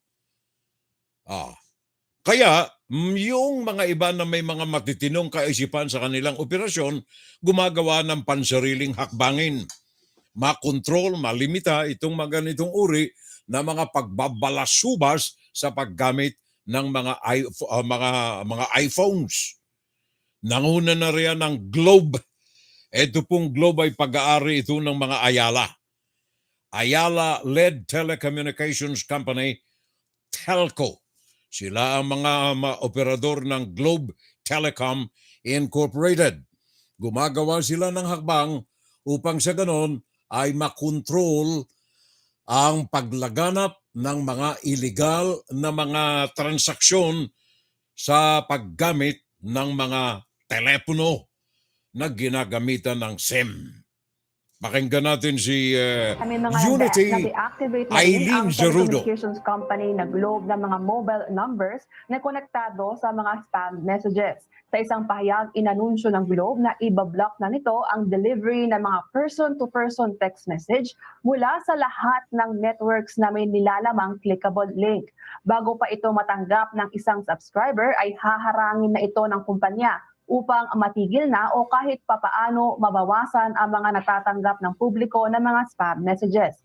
Ipinatupad ng Globe ang nasabing blocking ng spam messages sa gitna ng ratifikasyon ng SIM registration bill sa Senado. Noong Enero pa lamang ay nagsimula na ang Globe na mag-deactivate ng mga mobile numbers at mag-block ng spam messages. Sa tulong nga ng kanilang 24/7 Security Operations Center, mula Enero hanggang Hulyo ngayong taon, nasa 784 million scam at spam messages na ang nablock ng telco. Nasa 14,058 na rin na mobile numbers ang na-deactivate nito.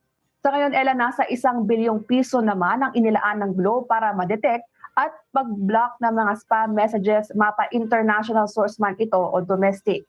At yan muna ang latest. Balik sa'yo. Thank you. Maraming salamat, Eileen Zerudo ng UNTV. Thank you. Thank you, Eileen. Sa dagdag na balita natin na yan, ano ha?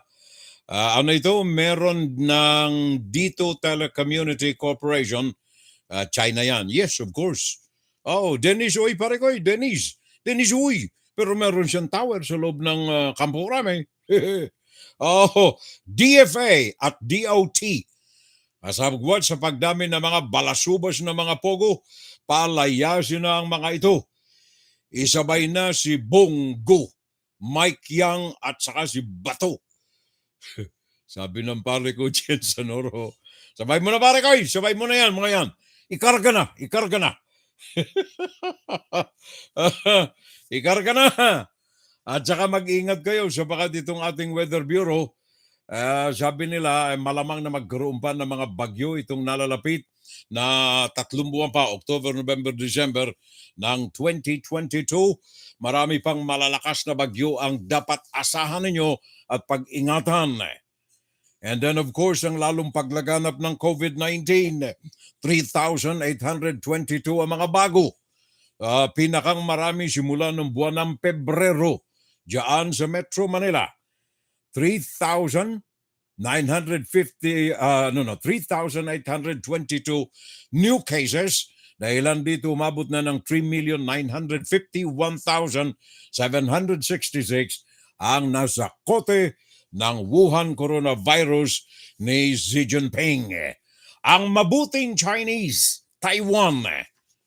Pag Taiwanese ka, mahal kita eh. Ang mabuting Chinese, binuksan ang kanilang pintuan September 29 sa lahat ng mga Pilipino. Pwede kayong pumasok visa-free sa loob ng Taiwan simula noong Setyembre 29. Yan ay paalala natin. Masaklap lamang dito bago tayo mamaalam kapitbahay. Nais ko lamang ipaalala sa inyo na walang puso ang Russia sa kanilang patuloy na pananalasa diyan sa mga itinuturing nilang sakop nila ang Ukraine. 23 ang patay sa kanilang pambubomba sa convoy ng mga pribadong mamamayan. Private convoy, civilians, nais na tumakas sa kamay ni Vladimir Putin, this bloody head of Russia.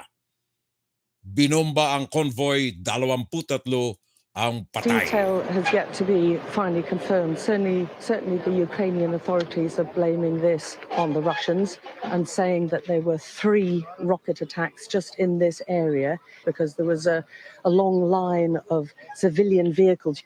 There were at least 8 different vehicles. Now, these convoy were taking in humanitarian aid to the Russian-controlled territories. You can see a big crater, which is where one of the rockets hit. And this had a devastating impact on the line of civilian vehicles. Many of the dead are still inside the vehicles. We've been asked to step back a bit from the area because those people are investigators who are already gathering evidence for what they view as a potential war crime. We counted at least a dozen bodies. Some of them are already in body bags, but many of them are still sitting as they were inside their vehicles, clearly in civilian clothes. There was 3 bodies that we saw, a man and a number of women inside the white van that you can see behind me. We know on top of an estimated 25 people who are already been killed as a result of these rockets, there's a further 15 people who are described as critical by the Ukrainian doctors and who are in theatre right now, one of whom is a 5-year-old child. The Ukrainians, the Red Cross are here gathering evidence, the Ukrainian police are gathering evidence, the Ukrainian intelligence of the military are also gathering evidence because they have blamed this quite squarely on the Russians, who they see, they are blaming for trying to intimidate these people who were going into the Russian-controlled areas to try and get relatives, deliver aid to those who were staying behind and try and get relatives who wanted to flee the area. And Yan, may sumabog na naman, 25 ang patay, hindi 23. Yung report na tinanggap natin ay 23. Yan hong napakinggan yung voice clip ay mismong from the area kung saan ang bomba ay sumabog. So yan ay kakaganap-ganap lamang doon po sa Russia sa mga tao, civilians na nais tumakas sa kamay, galamay at panggagalaitin ni Vladimir Putin. Ikang ay bagbag damdamin itong mga bagay na ito. Parang, anong tawag niyan? Parang Raul Villanada, sabi niya, nung nasa Pinas ako ay nakatanggap rin ako ng message na nanalo raw ako.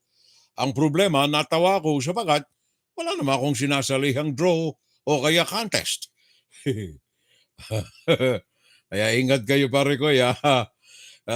Sabi nila, malaking pera daw kasi ang ipinapasok ng POGO sa Pinas. Kaya paano yan? Pera lang talaga. Pera sa bulsa, sabi ni paring Raul Villanada. Well, to the man, the myth, and the legend, Brother Furel, thank you, mabuhay ang FSL. Standing by kay Madam Hilda. Bigyan ng mic! Sabi ng pare ko, Jundity Valencia, ang aking sister-in-law nandyan, ha? Nakaantabay. Yuti, thank you very much. Ruth Pante, dyan sa Paranaque. May nakita na, Russian warplane with tactical nuke bombs. Sabi ni Jundi Valencia. Okay, wala na tayong oras Wala na tayong oras mga kapitbahay.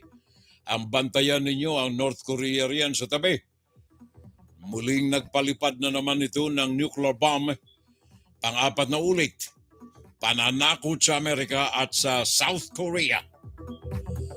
Wala na tayong oras mga kapitbahay. Until next time, maraming salamat.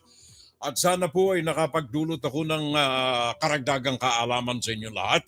Sa ating Fun Saturday Live, especially the issue na ating pong tilalakay ngayon. Ang lihim sa likod ng noon ay jet ski, rice problem solved in 3 months, o kaya 2 pisong kilo ng bigas ngayon. And no one will be hungry. No one Filipino will be hungry. Sino ang may kasala? Mga bulag, mga pepe, mga bingi, paalam na kami. Until next time, kapitbahay, thank you very much na muli. Ang inyo pong abang lingkod, Furel Salvo po lamang. Patuloy na nag-aalalay sa inyo, and tomorrow Sunday, wag nating kaligtaan na magsimba tayo. Happy Fiesta, Our Lady of Victory, Paris and Church. 105 anniversary ng simbahan namin. Sa inyo pong lahat, utang ko ang ating ligaya sa inyo. Thank you for the company. I love you all from the bottom of my heart. I love you, family. Paring Jundi, I love you, Jundi T. Valencia. Raul Villanada, pare ko, love you too. And sa aking may bahay ng I love you. Ang bagal, ang layo. Pagalitan na naman ako ni Jundi nito I love you, Neng.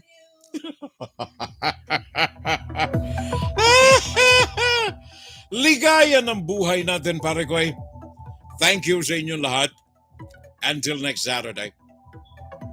By the way, pasyalan ninyo ang aking channel, YouTube, Furel Salvo, and subscribe.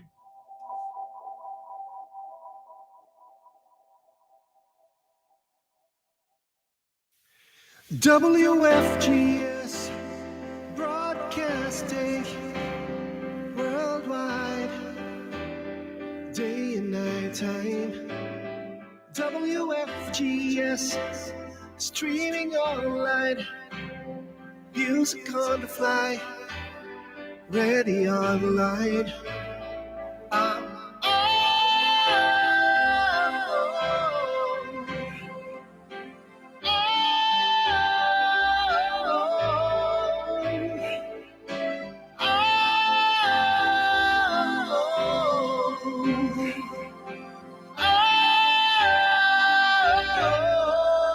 Listen to the top songs of great performance now streaming on W.FGS. Thank you, Mayor. Maraming salamat. Parang may sumingit pa kasi. Maring Mayor Raul Villanada. Parang De Vera Mondala, Leo De Lope. Thank you, pare Koy. Maraming salamat. At kay paring Jason Norho, thank you, good day. Talagang goodbye na kami. Paalam na. Paalam na talaga kami. Sana ba yun? There you are.